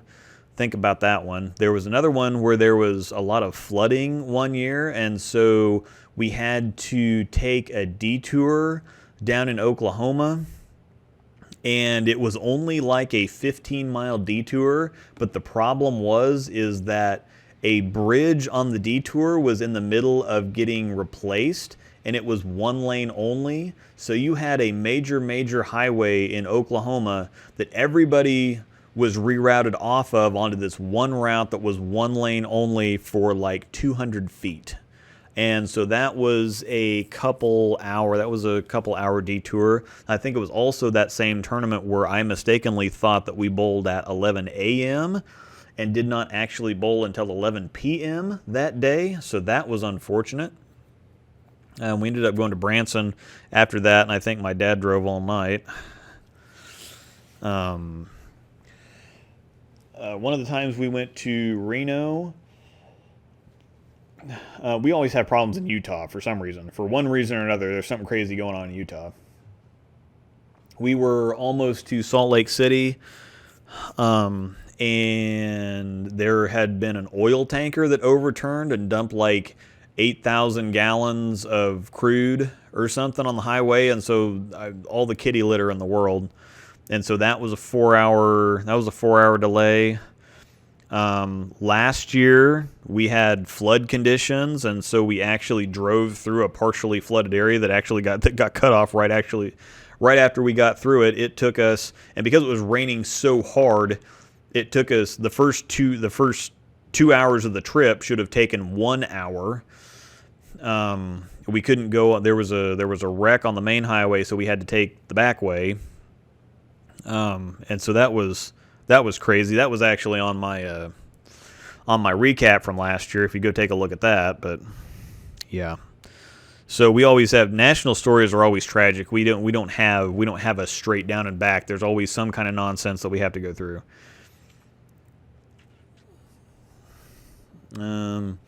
Yes, let's see. Base for handicap should be at least equal to the high league average. This is something that I've actually proposed for a long time, especially in that Friday night league where I average, and me and another guy usually average about the same, but we're in the upper 230s. And after us, the next highest average is 220, 215, something like that. So we've got the high averages in the league by a long shot. But if they wanted to base the average every single week off of base the handicap off of what our average was, that would be fair. I would see that as fair, and I'd be equal, and it would allow everybody to kind of compete with us a little bit more. But again, if they don't want to do that, then that just is easier for me. So us rather. Do you think that there should be a handicap max? I don't think so, because the more handicap you have, the less handicap you have. So let's look at it again like this. If you have 90% of 220, you're getting 45 sticks a game with a 170 average. Now, if you have a 140 average, you're getting 90% of 80 pins, which 8 pins, 72. So you're getting 72 sticks as a 140 average bowler, as opposed to a 170 average bowler getting 45. 72 is more, but once you add 72 to 140, you're at 212, and the 170 average bowler is at 215. So again, the lower of an average you have, the less handicap you actually get. So I think that a percentage, 100% is a little bit rough, but I think a percentage that gives the scratch bowler a slight edge, even if it is just a slight edge, it's an edge. I think that they have an edge anyway. But if you give the scratch bowler some kind of edge or advantage, which is what normally happens the vast majority of the time,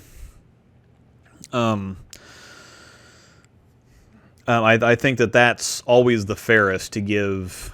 I don't think that you need to make it dead equal, because equal and fair aren't necessarily the same things. I think that the scratch bowlers should have some kind of an advantage because of the effort, time, money, whatever else that they put into it. But in order to make it in order to help lower averages be able to compete at all in the first place, even have a chance sometimes, I think that it needs to be a slight advantage. Oh, just tuned in. Did you get rescheduled for Reno? Yes, we got rescheduled. We will be bowling on the 18th and 19th of September, I believe. It's Friday and Saturday, and I think we have 6 p.m. We actually have better squads now, so I'm not terribly broken up. We actually have better squads now. So we did have the 8:30 team squad, which is actually pretty okay. I like bowling the because by the time you get done, you're not terribly tired. You're just it's a good time. It's a good time to bowl because you've eaten by then, and you're not terribly tired yet. And I think due to the time change, it makes it just a little bit rough, but at the same time, it still works out. The 11 p.m. squad really sucks, and we had that for singles and doubles. We had that for singles and doubles in Syracuse, and it was terrible because we didn't actually get started until like midnight or 12:15, and that was Lucas Wiseman wrote an article about the squad after he got done, and he wrote an article about the late night squads and the times being delayed and everything after he got done bowling. He was actually bowling right next to us, so he was on the pair right next to us, and yeah, we didn't get started until 12 or 12:15, and by the time we got down to get brackets, I mean it's 3:45, 4 o'clock in the morning when we're getting brackets paid out, and that was just absolute brutality. But yes, we did get rescheduled for Reno. We got pretty good times. We got good dates, and so I'm pretty happy, realistically. So,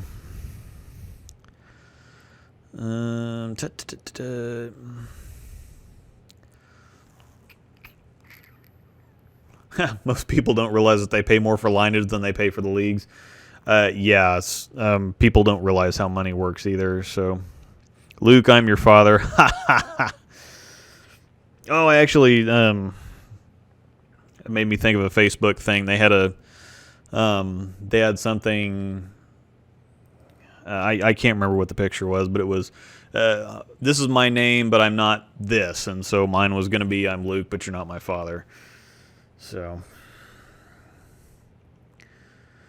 you should put together a cover stock reaction chart for the average bowler. Storm actually did that, but those types of things, ball reactions, really hard to quantify or put numbers to because there's so many variables that it's just too hard to do something like that. You can arrange them by cover stock strength, but still that's kind of arbitrary.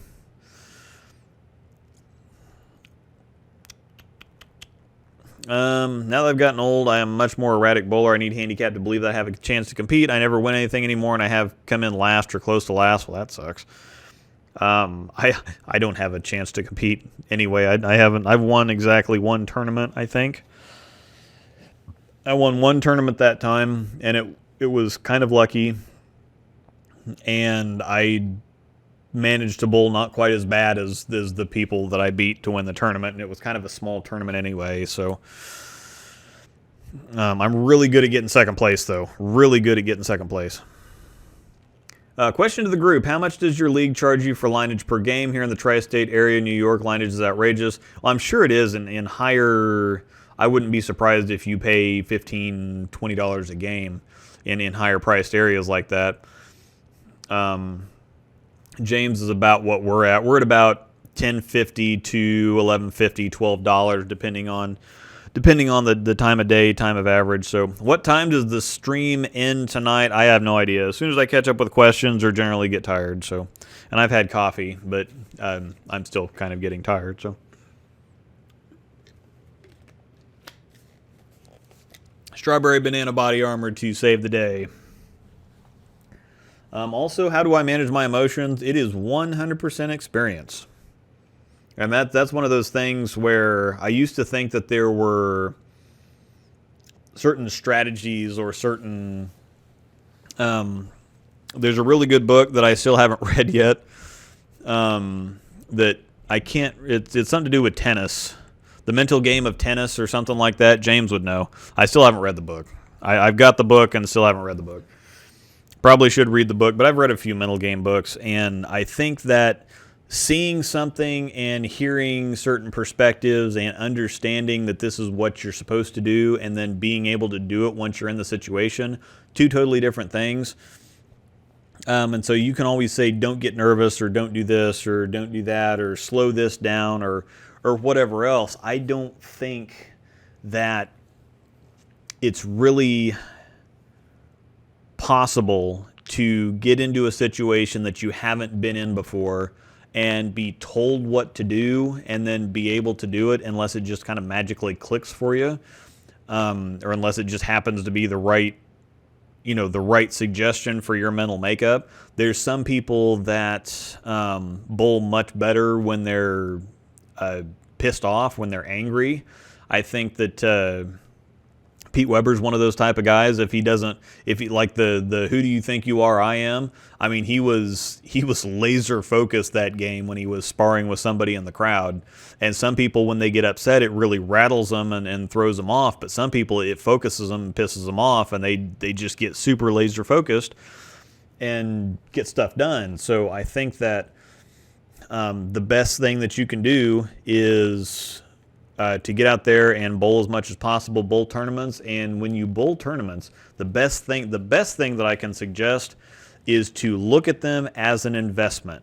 There's a lot of people that get worried when they get into tournaments because all of a sudden they've got a lot of money on the line, which is most of the time like $70 or something like that. If you go to a team double singles tournament, most of the time the events are $20, $25 a piece. Then you put some all events, 6-game combine. Most of the time I'm all in to tournaments for like $90, $95. And you don't have to bowl in brackets. You don't have to bowl anything but show up and bowl the tournament. A lot of people don't want to drag down their team. They don't want to embarrass themselves. They want to do well. They're worried about the money that they have into it. You have to think about it as an investment. There's a lot of people that will spend hundreds of dollars to go to a baseball game or a football game or something like that, and just they're just paying that for an experience.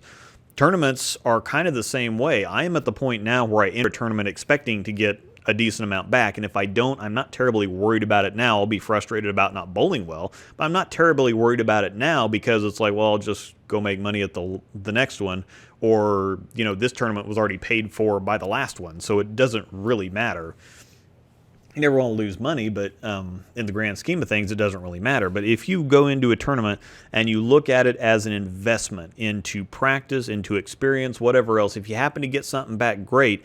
But if not, they always, don't bowl with the rent money. If money's tight or something, don't go bowl a tournament hoping to make money. I mean, that's one of the worst things that people can do. And what I see all the time is that people that are struggling with money think that, it's got to, I bowled good in league the other night and this tournament's coming up and, I'll go bowl this tournament. If I bowl well, then, we're kind of tight on money right now. But if I can take this money, it's a gambling mentality where I can take this money and turn it into this much money if I bowl well. But they're bowling thinking about the money and the pressure the entire time. And most of the time they don't bowl well. They actually bowl a whole lot worse than they normally would.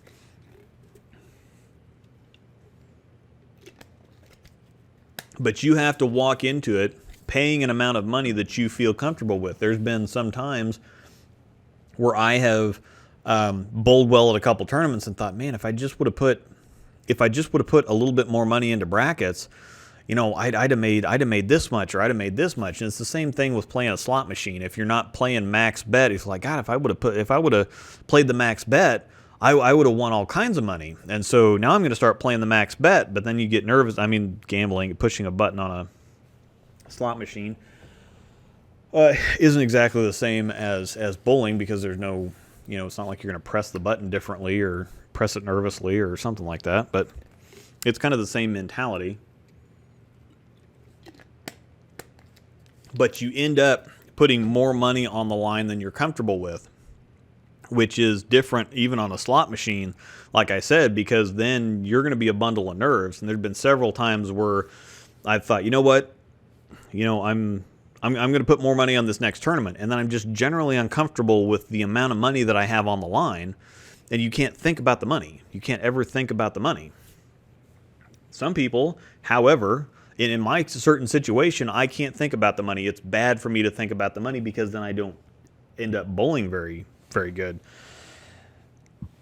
There are some certain times, like in Springfield last year, I think I broke even or didn't do terrible in team last year, but I didn't expect to do that good in team to begin with, so I didn't put a whole lot of money in.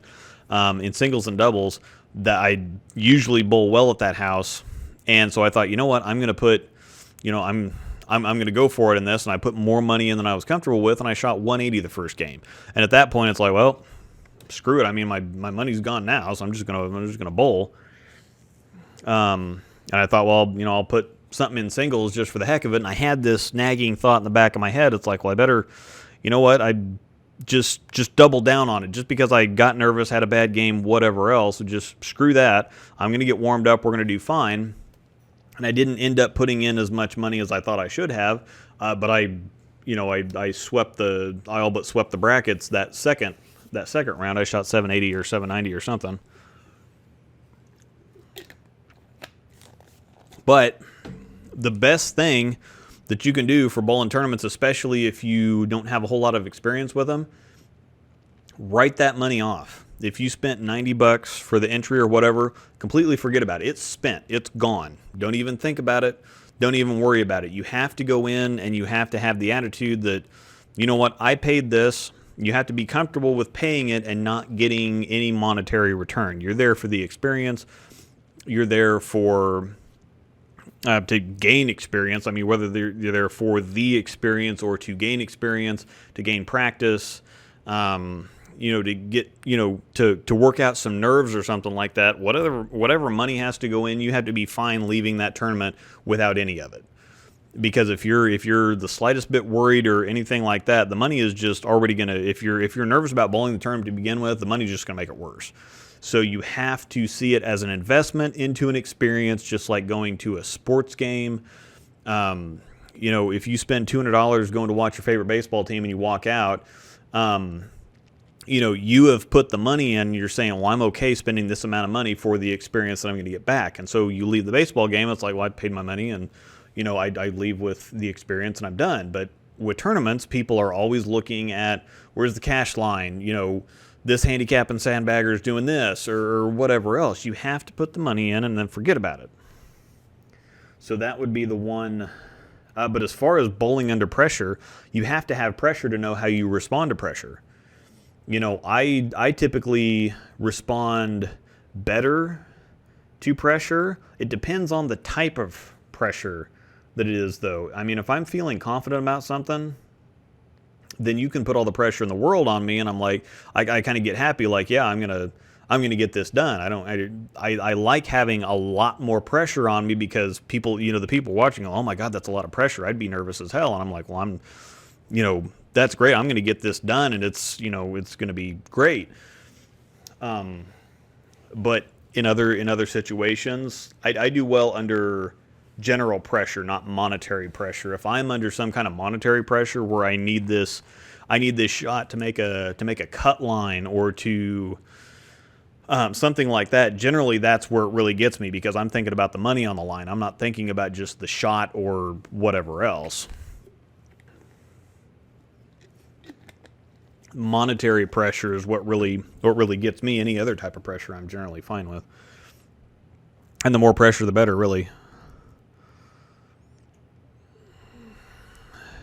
Yeah, if PDW took Prozac, he would have never had a career in bowling.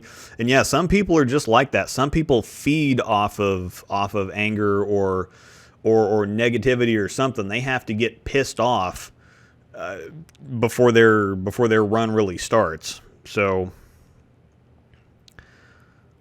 I bowl best when I'm either really pissed or in a really good mood. If I'm even not up to or down, I don't do as well. Yeah, I mean. All right, so I'm caught up with questions now. It is 10 after 9. I might go on ahead and cut her off here if nobody else has anything. If anybody has any other questions or anything, get them out now. UFC 249 is on. Did not pay for that. Yeah, PDW got divorced from Tracy a couple years ago, actually. I think he's actually engaged or married again already. I think. I'm not terribly sure as far as that, but I do know that they got divorced a couple years ago, so that's...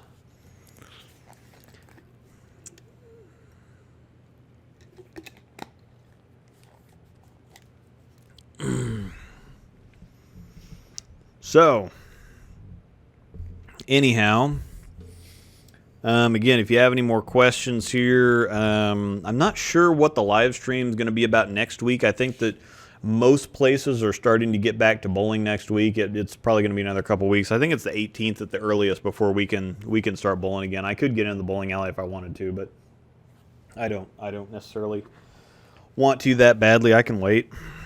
I have had a couple of videos that have been kind of hanging on, or that I have some video for. I think I need to do some report cards on some stuff, but it feels a little weird doing report cards on stuff that nobody can really use right now anyway. I think that I'd have a little bit of general interest, but I think the videos will have more effect when we get back into the swing of things and there's more people going. I am going to, I guess, Tobias, if you're still around, we've forgotten about this. But I'm going to open a couple of these 1990 Kingpin bowling trading packs to try to find Tobias an Amloto Monticelli. Did I miss your comment on Axiom and PM? I probably never saw it. So... I don't know what you asked about the Axiom and the ProMotion. They're really, really different balls. Really different. Oh. I know you have to play God of War and Final Fantasy. I'm actually done. Well, I'm not really done with God of War or Final Fantasy 7. I wanted to 100% both of them. But I have so many. I've gotten back into Final Fantasy, and I've kind of gotten into Warzone a little bit on Call of Duty. Even though it really, really sucks. For some reason, I still want to play it. But I haven't 100%ed God of War. I wanted to actually play a little bit more of the side quests. I finished the main... I did some of the side quests. I finished the main story. But I had other stuff to... That was the... Once we got on the... once I had a few weeks off of work, that was the first game I played, and I had a bunch of games to play, so I just had to get through them and get them done. I just haven't gone back to God of War yet. Red Dead... I'm just not terribly interested in Red Dead Redemption. I didn't play the first one. I didn't play the second one. I still need to play The Last of Us. I started that and didn't get very far. I did finish the Final Fantasy VII Remake. I still didn't go back and play any hard mode. I'd like to do that too. Your thoughts on how much drill pattern matters? Yeah, James said that a couple weeks ago we had the layouts, the layout homework live. Go check that one out. That was... Next week's stream, how you cook good steak and potatoes. I don't know about steak and potatoes, but I do have my other channel that I've been talking about getting off the ground here for the last couple weeks that I've never have done anything with. I might try it tomorrow.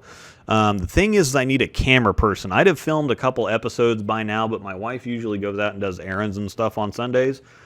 And so Sundays is the day that I'm going to do a lot of this stuff. And I do have some kind of simple, basic cooking stuff. I'm not a chef or anything, but I do have some really, really simple, really tasty, really fast recipes for things that are just great. And so I want to start doing that. And I'd like to do a beer frame because I would like to drink more than just Body Armor while I'm talking about stuff. I do have a series that I wanted to kick off on my other channel called Thinkin' Drinkin',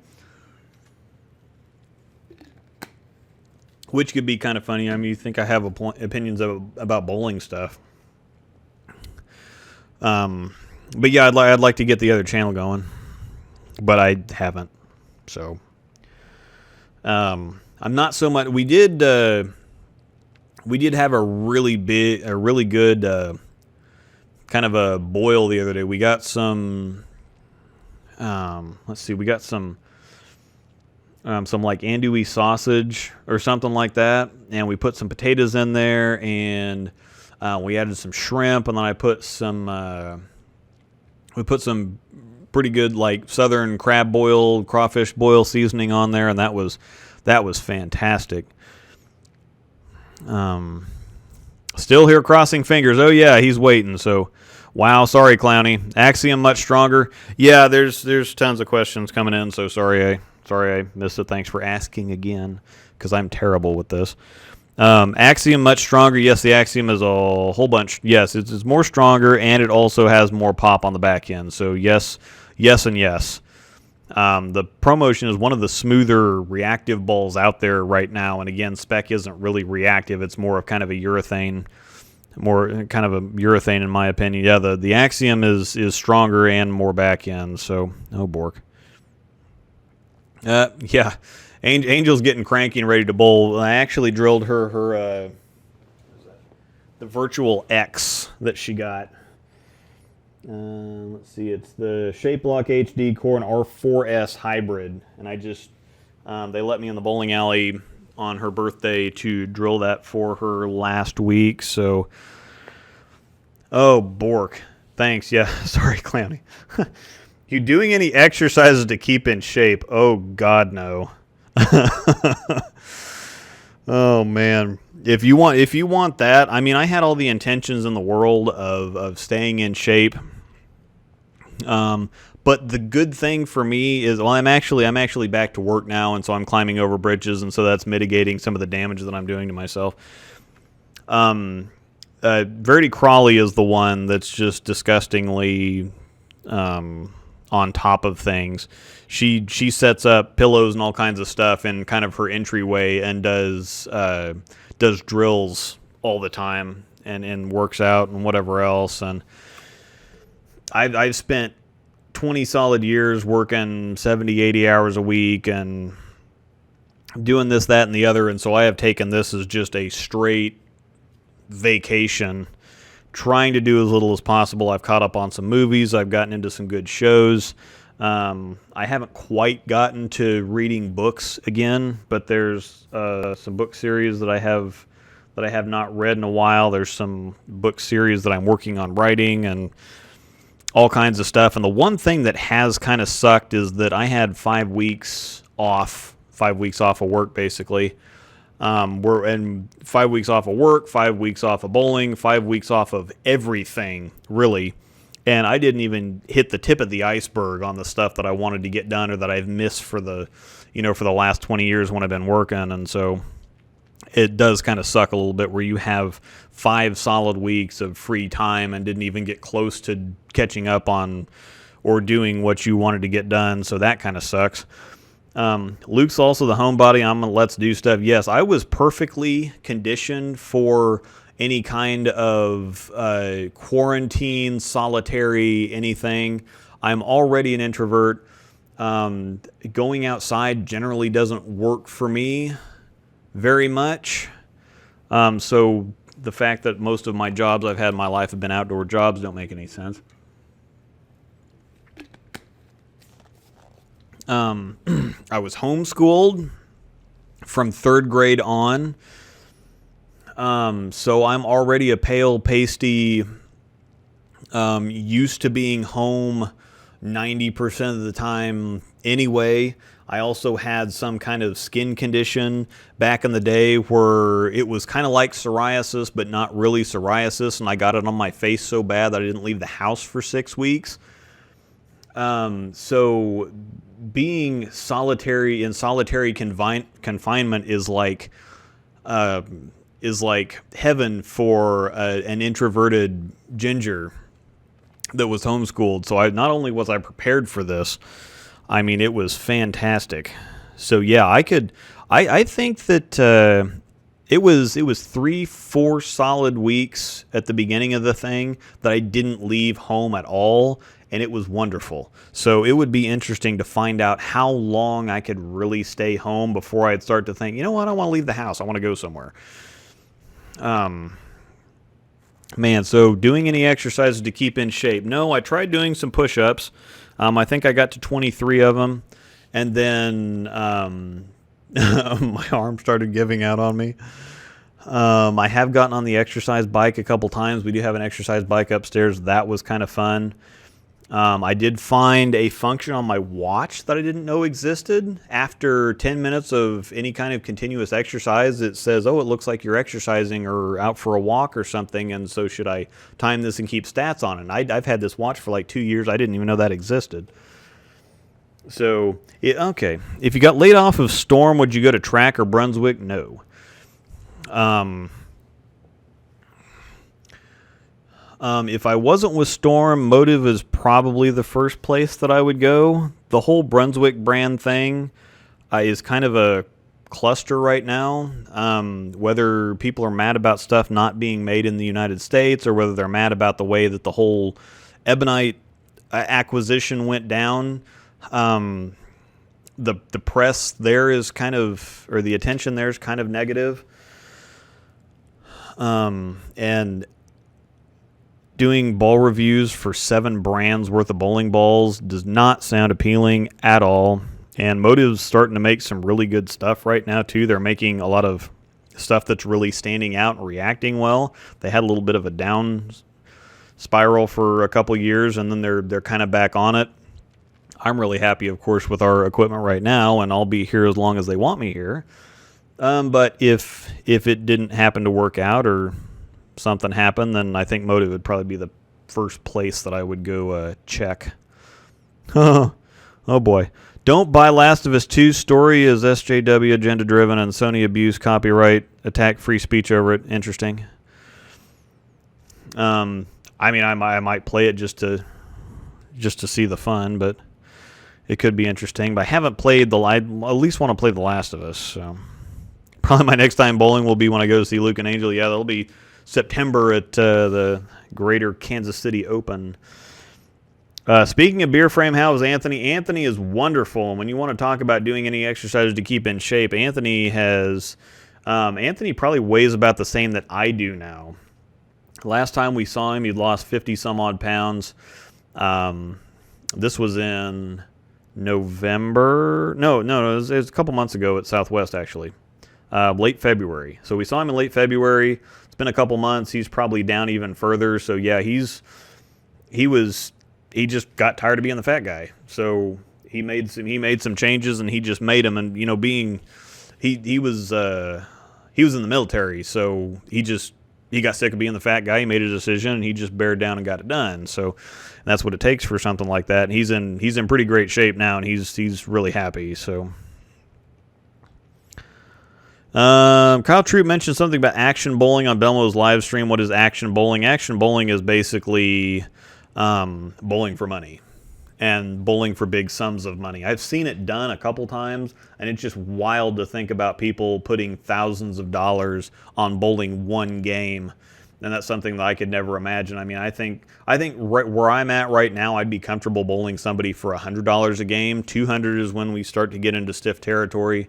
But at the same time, something that I did learn about action bowling is it's not about the money at all. The money is a device to add the pressure that people want to feel from the action bowling. They bowl it for the pressure. They bowl it for kind of the prestige. They don't bowl it for the money at all. The only reason, again, is that so much money is put on the line is that's what it takes to apply the necessary pressure for them to get their buzz off of it or to make it mean something or worth something. So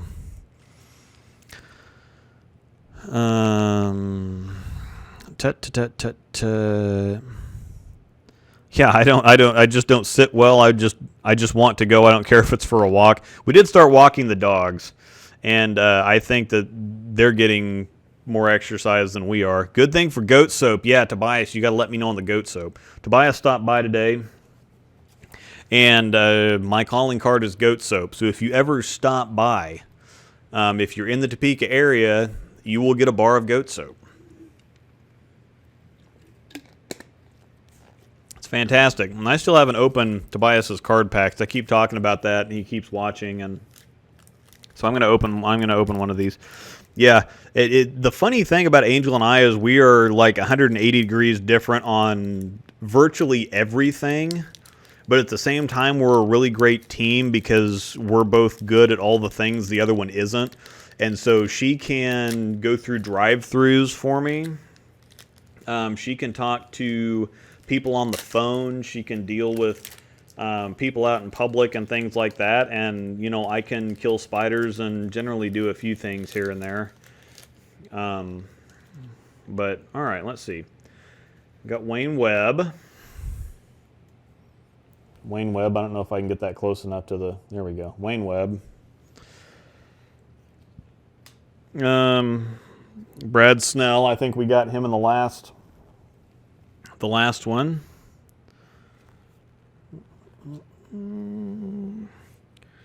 Joe Salvamini. Joe Salvamini. Don't recognize the name. He does have 3 tour titles. Bob Handley. I do remember Bob Handley. Mark McDowell. We have Dale Eagle. Friends with Dale Eagle on Facebook. Look out. Dale Glenn. Curtis Odom. I remember Curtis Odom. I know that these aren't really getting close enough to the... I guess you can kind of see them. Norm Duke. That's a cool one. Can probably get that autographed pretty easily. Ray Bluth. Do you remember him too? Mats Carlson. I remember Mats Carlson. All right. So that was the first pack. No Amleto, so I'm going to have to open another pack. The good thing is that I have several of them to open. Like I said last week, if you're concerned about, you know, opening these packs, they're not worth anything in the packs, I'm sure. And so the only way that they'll be worth anything or of any interest at all is getting them signed by said bowlers. So that would be cool to do. And so I'm going to go on ahead and open them. I had the entire 1989 Donruss baseball card set that had Ken Griffey Jr.'s rookie card in it, which is not worth a whole lot unless you get it signed by Ken Griffey Jr. So I did open those, and we took them to a Mariners game. We just never got close enough, and I've been starstruck and terrified of really everybody, let alone famous people. Anyway, so yeah, Dennis Horan Jr. So that's a good one. Remember him. Steve Wunderlich. Remember him too.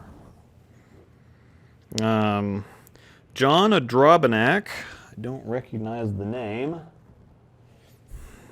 Tommy Hudson. Kind of remember him. Just Stay Rook. Definitely remember Just Stay Rook. One of the few people to pick up the 710 on... 2 people to pick up 710 on TV. Doesn't have that on the back here, but... Jimmy Certain. Don't remember him.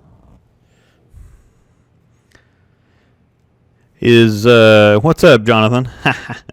Is Randy Peterson in those packs? Yeah, I'm sure. I think we opened a pack last week, and I think I actually did get a Randy Peterson. I can't remember, but he would be in these packs. Steve Cook. Remember Steve Cook? He's got Steve Cook's bowling supply. So he's still doing stuff. Marshall Holman, of course, is still around doing stuff. My grandma absolutely hated Marshall Holman. It's kind of hilarious. Andy Marzik. Don't recognize the name, but that's kind of an interesting card. Tony Westlake. Don't remember him. That's that pack. I'll start putting these together. We've got to find an Amleto in here somewhere. I remember I used to collect baseball cards. I still got all kinds of things. I can't remember who. I used to be a big Braves fan, so I got a bunch of Braves cards. I have a bunch of Barry Bonds cards. My brother always collected Ken Griffey Jr. cards, and so he had a lot of pretty cool ones of those. I've got a Derek Jeter rookie card. I think I collected like Dave Justice and Fred McGriff, Mike Maddox cards. I'd have to go back and see what I got. I got a lot of Frank Thomas cards. All right, there's another Bob Handley. There's another Mark McDowell. There's another Dale Eagle. Another Curtis Odom. Another Norm Duke. I think this is basically the...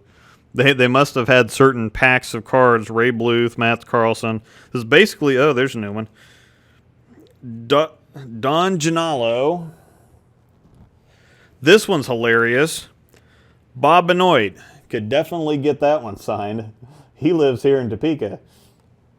Known him for a long time. Bowled several leagues that he also bowled. So, yep, known Bob for a long time. He looks exactly the same except his hair is gray and he doesn't have the mustache anymore. So yeah, Bob's lived in Topeka for a while now. And Hugh Miller. Definitely remember Hugh. So, yep, wouldn't have any trouble getting the Bob Benoit card signed. All right. More packs. Yep. Yeah, there was, I don't know how many of these. I've still got several packs to open, but we're going to find that Amleto. There's got to be an Amleto. It's a whole box. I've got the whole box here, and I've only given a couple packs away, so there's got to be an Amleto card in here somewhere. So if you bought the whole collection, the card you're looking for has to be in there somewhere. It just has to be, or it wouldn't be a very good... Yep, got to have Bob sign that one, yep. Gary Dickinson. I remember Gary Dickinson. And a lot of these for you younger kids are going like, who? Bill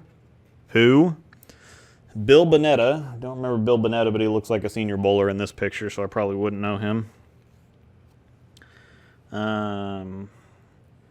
Another Wayne Webb card. We saw that one. Brad Snell. We saw that one last week.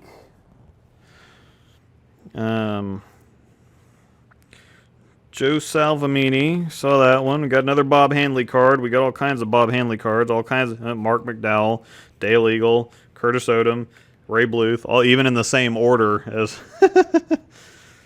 So yeah, I've got several of those, even in the same order that they've come in the other packs. I guess as soon as I see Salvamini, I just know the.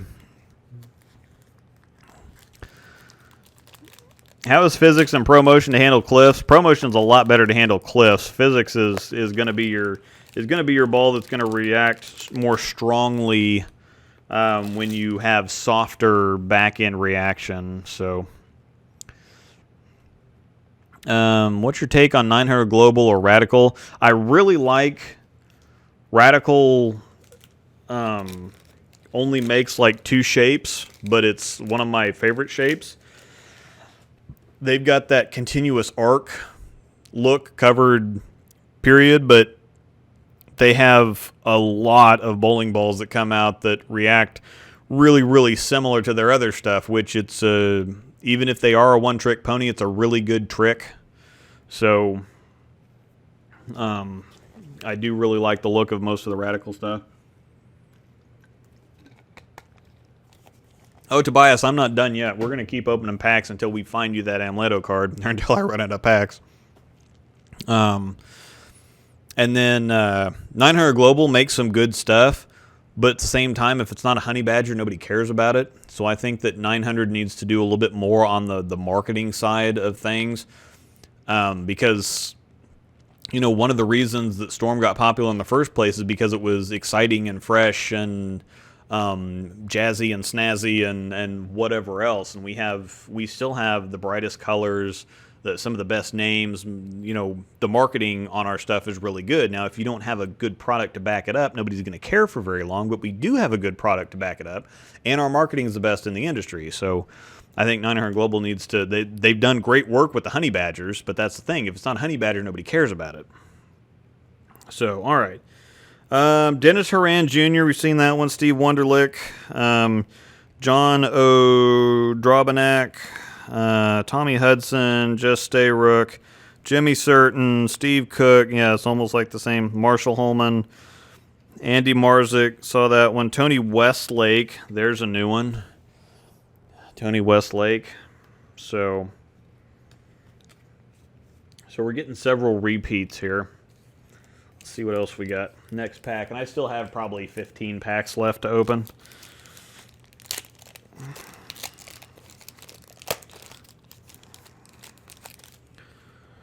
Gary Dickinson, Bill Bonetta, Wayne Webb, Brad Snell, Joe Salvamini, oh no, Bob Handley, Mark McDowell, Dale Eagle. I bet there's a Tommy or Curtis Odom. No, Tommy Hudson, just a rook. So, okay, there's another pack down.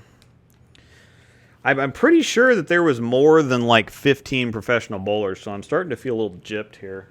I'm just gonna bring the whole box over here. Okay, well I can't really put them down any closer, so let's see here. All right. Big money, no whammies. Action photos, wood grain card back. These are some pretty snazzy looking cards for 1990. I can remember the wood grain outline Topps baseball cards back in the day. Oh, Bork. Oh, these are upside down. Oh, I got a checklist. Okay. Amleto Monticelli is number 6. So I got a checklist, and there's 100 possible cards you can get in this pack. Number 6 is Amleto, and number 100 is the checklist. So we'll see here. Charlie Tapp. I think we saw that one last week, a couple weeks ago. These are different cards, though, at least. Dave Davis. Don't remember him. Steve Neff. I do remember Steve Neff. That mustache, I think, is the... He always had that big caterpillar. Les Schisler. Don't remember him. Bob Strampy, something like that. Don't remember him. Steve Martin. No, I'm not making a mess. Steve Martin. Don McCune. Oh my God. Ernie Schlegel. I don't believe it. Unbelievable. For the old people. If you don't know that one, you've got to go look at the worst break in bowling history. I don't believe it. And then Ron Bell. So Ernie Schlegel's a fun one to have. It's kind of like, I'm pretty sure that that's the inspiration for Big Earn. I'm Big Earn. Yeah, last week we got Carmen Salvino, Jim Godman, Philip Rangener, Michael Edwards, Bill Allen, Mark Roth, Brian Goebel, Bill Beach, Tita Seamas, and Chris Warren. So that was actually a pretty good pack. Yeah, since, Whoops. Did I put those upside down? No, okay. Since It's a pretty good pack. Anthony's favorite, we should have it signed and sent to him. Yeah, we could do that. Anthony Lockwood's a huge fan of Bob Benoit, so we got to get that. We got to get that signed and sent down to him. I'm pretty sure I can make it happen. All right. Oh, here's another. Paul Colwell. Don't know who that is. Mark Baker. Definitely know who Mark Baker is. I think he's a pretty high level. I think he's a gold level coach now, I'm pretty sure. Unless I'm thinking of the wrong Baker. George Pappas. Remember that name? How do you forget a name like that? Yeah. Dick Weber. Got another Dick Weber. I think, well, maybe we don't. I remember that Tobias has a Dick Weber. I don't know if we have a. Yep. Whatever. That guy's a jerk. I know you're talking about Ernie Schlegel. Did the fuse sell bad? Nope. No, I think it kind of went in and out. So, Jonathan Hawes says hi, Angel.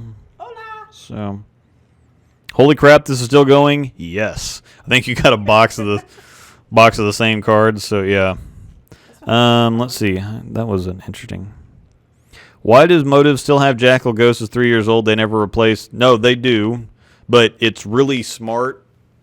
Like Storm's done with a couple of their balls, the IQ Tour Solid, the High Road in particular, to not discontinue the good stuff, because there's really no reason to discontinue something that's doing well and selling well, other than ego or pride or something like that. That's why they still have the Venom Shock. If they ever discontinue that ball, that's stupid.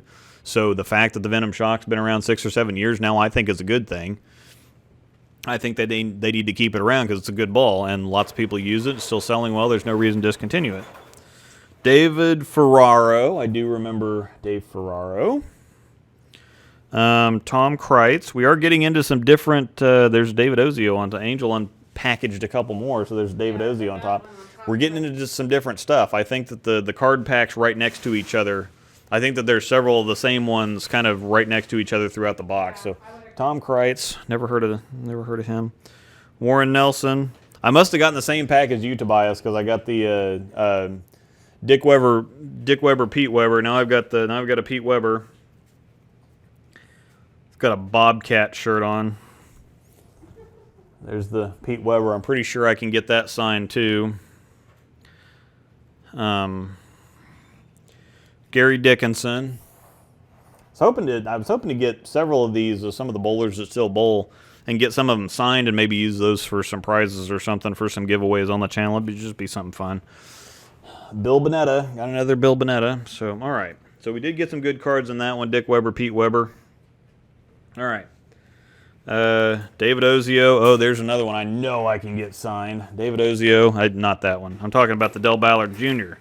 Could definitely get that signed. As soon as this coronavirus nonsense is over, he's had some health problems or something, so he's kind of high risk for the thing right now, so he probably didn't want to be doing too much of this.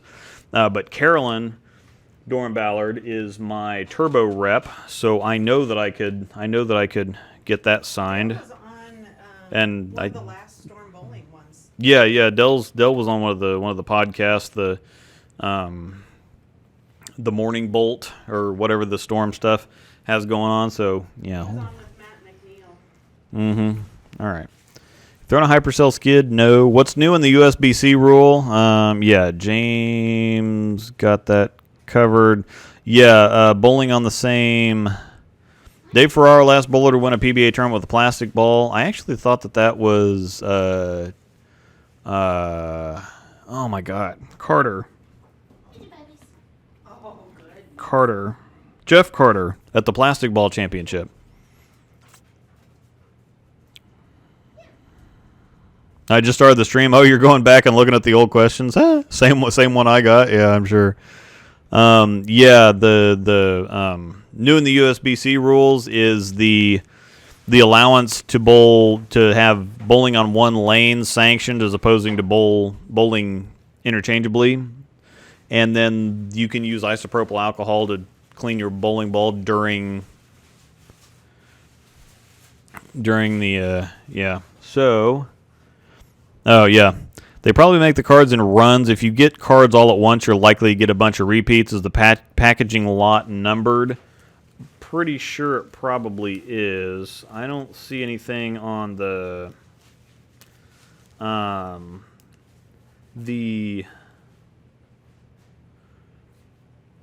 partial list of players in the set. It's got Amleto Monticelli on the thing here, so I don't know about the box. Let me see what the box says. 10 cards per pack, 36 count. I don't see any numbering or anything on the box. So This was 1990. yeah, I'm pretty sure that, and especially with there being the entire box, there was like 30, 40 packs in the box. They've got to have all 100 cards in a complete box, I would think. Joe Berardi, I think I remember the name. Les Zykes. Mark Williams, this guy had the best hair in bowling ever. I mean, that gigantic ginger perm thing he had working was ridiculous. Oh man, I got a Guppy Troop. Angel's looking ahead here. That's the first card in the next one. I got a Guppy Troop. Probably get that one signed. Larry Lobb. I do remember that name. Not well, but I remember it. Walter Ray Williams Jr. That's definitely an old picture. I mean, of course, these are 30 years old, so.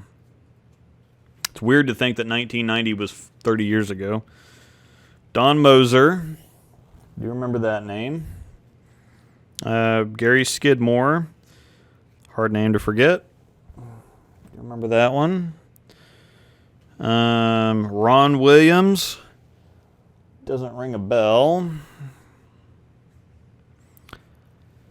Oh, Matt Sanders won the Billy Hardwick Memorial Open in 2017, plastic only. Interesting. I'm in a regular tour stop, not a plastic ball. Yeah, not a specific plastic ball tournament. Duh. I wish Luke did the morning bolt. I'm not bashing the guy that does it, but I don't like him. Gary's fine. We got an Earl Anthony card. The next pack that don't get too far ahead of me, because if we find a, I want to save some of these if I find my Amleto Monticelli card, or Tobias's Amleto Monticelli card. Well, quit rambling. You'd be moving faster. Gary Holsenberg is more kind of a behind the scenes kind of VP guy. He's like the vice president of marketing or something like that. I don't know his specific title. I probably should, but I don't need to. So, Gary's cool. I like Gary. Warren Nelson. James, if you haven't met him, you should. Yeah, him. I know James is just dying to meet. James would really, really like to meet Gary Holsenberg. Got another Pete Weber card, so this would be kind of cool. I've got a couple of these now that I can get signed. That just means more giveaways, though. Gary Dickinson. You find repeats. Then more Gary's kind of like I am. Once he gets talking, it's hard to get him to shut up. So, and he's conscious of that. He knows he rambles like I do. But Bill Bonetto, we already saw that one. I should shoot him with a Nerf gun, too. Wayne Webb, we saw that one. Oh boy, we're getting back into it. Brad Snell, Joe Salvamini, Bob Hanley, Mark McDowell, Dale Eagle. Okay. So we got all of those. Earl Anthony. Got an Earl Anthony card. That's cool. Charlie Tapp. I do remember Charlie Tapp.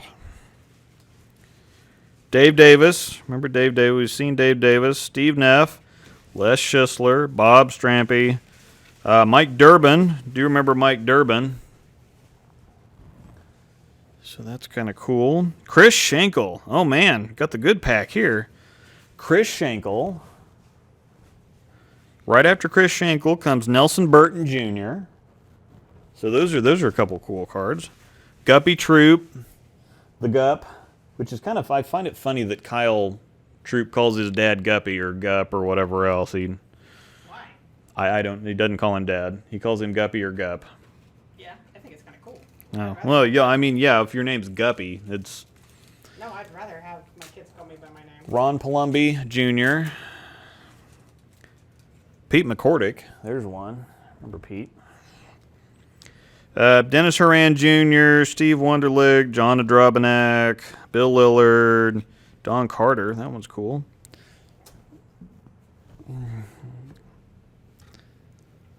What? No. Ski Feremski. That's great. That's a great name. Ski. Don Johnson. Remember Don Johnson? Maybe I'm thinking of the actor Don Johnson, though. Curtis Odom. Norm Duke, Ray Bluth, Mats Carlson, Don Gianallo, Bob Benoit, Hugh Miller, Barry Asher, and oh boy, look what I found. You don't have to open them all. I don't have to open them all now. There it is, the Amleto Monticelli card. You know, I really should have opened all these while you were down here so that you didn't have to come back, but this would be a good excuse to come, especially if you like the goat soap, because then you can come back and get more goat soap in your Amleto Monticelli card. So we found the Amleto Monticelli card. An Alan Chodor. Could be Hodor. I don't know. I don't know. You don't know. All right. Well, I've got to hold the Amleto Monticelli card out. You had So a couple of Bob Benoit. So I had a couple of. sure, we need to send one to Anthony. Yep, I got to get that taken care of. So we went through a few cards. Well, the good thing is, I mean, we've got the Amleto Monticelli card now, and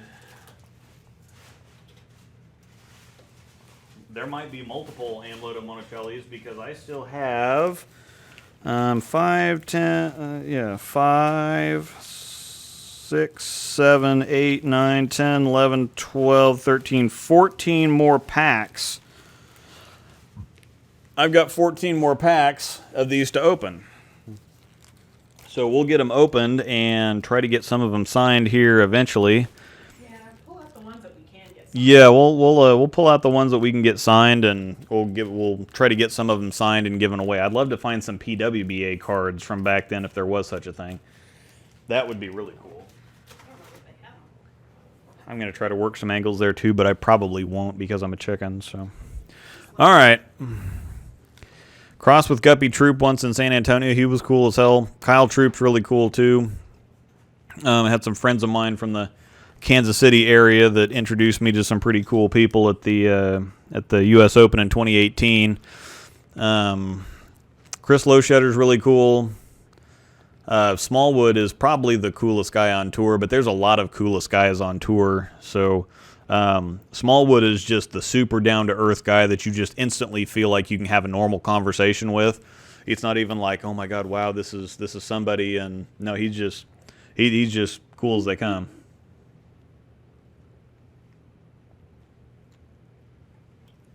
So anyway, yeah, Liz Johnson or Kelly K cards would be dope. Kelly Kulick only bowled for like a half a year before the tour shut down originally.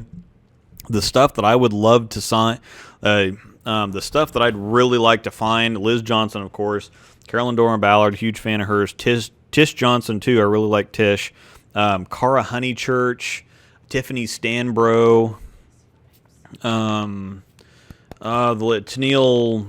Milligan, I think she was Grijalva, now she's Milligan. Leanne Holsenberg, of course, back when she was Leanne Barrett. Dee Dee Davidson, Marianne DeRupo, Michelle Feldman, Kathy Doran Lizzie. I mean, that was the good times back then. So, Winnie McPherson. Oh my gosh. Chaz Brewer's cool. Yep, Chaz Brewer's is. I'm privileged to be able to call Chaz Charles. I'm one of two people in his life that can call him Charles, and I'm one of them. So I feel special. So, all right.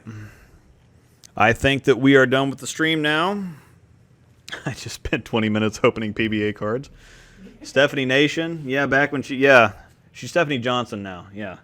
Back when she was Stephanie Nation. But I'm thinking like the old, hi, Mistle. Well, hi, baby, what are you doing? Hi, you want to be on the TVs? Hi, baby. I know, hi, what are you doing? She's telling You have happiness? I know, hi. Hi, baby, I know, what are you doing? I know.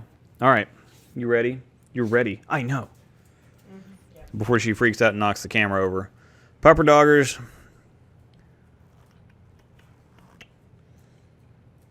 I'm looking for cards from before the PWBA folded in like 02 or 03. I'm looking for the like 1990s PWBA stuff because that's kind of what I grew up on. And of course next time no hoodie so I don't get barked at. Yeah, no hoodie, no hat. But yeah, I'm thinking about the ones that I grew up watching in the 90s. So yeah, it's very, very cool that I get to talk with Leanne every once in a while. I'm dropping a few names here, but I feel pretty good about that. I get to talk to Leanne every once in a while, and again, Carolyn Doran Ballard is my turbo rep, and I got to drill a couple balls for her at a tour stop in 2015 when they were in Topeka. That was incredibly, ridiculously cool. So, man, yeah. I laughed at that was actually, I think, the last time that I got sick, so to speak. Yeah. BWBA. Uh-huh. But, yep, the doggo puppers are out, and they definitely want to go out. You want to go outside? Yep. Click, click, click, click. The click, clicks of the... You want to go outside, Una? All right. Thanks, everybody, for watching. Once again, thanks, everybody, for last week. And we were able to donate $2,000. We're getting ready to ship bowls out on Monday. $2,000 for Positive Tales Dog Rescue in Kansas City. So that was a lot of fun. I need to think a little bit about what we can talk about next week. But we will be back next week in some form or another, probably opening more packs of bowling cards. That's a terrible idea. Well, you had to listen to them. I'll talk about it in Discord. Okay. If you want to offer any suggestions as to what we should talk about next week, join my Discord, Storm Nation, all one word, capital S, capital N. I don't know if the capitals matter or not. It was in the chat here somewhere. So on Discord, come join the Discord. My computer shut off. So we're done. So thanks everybody for coming out. And we'll see you next week.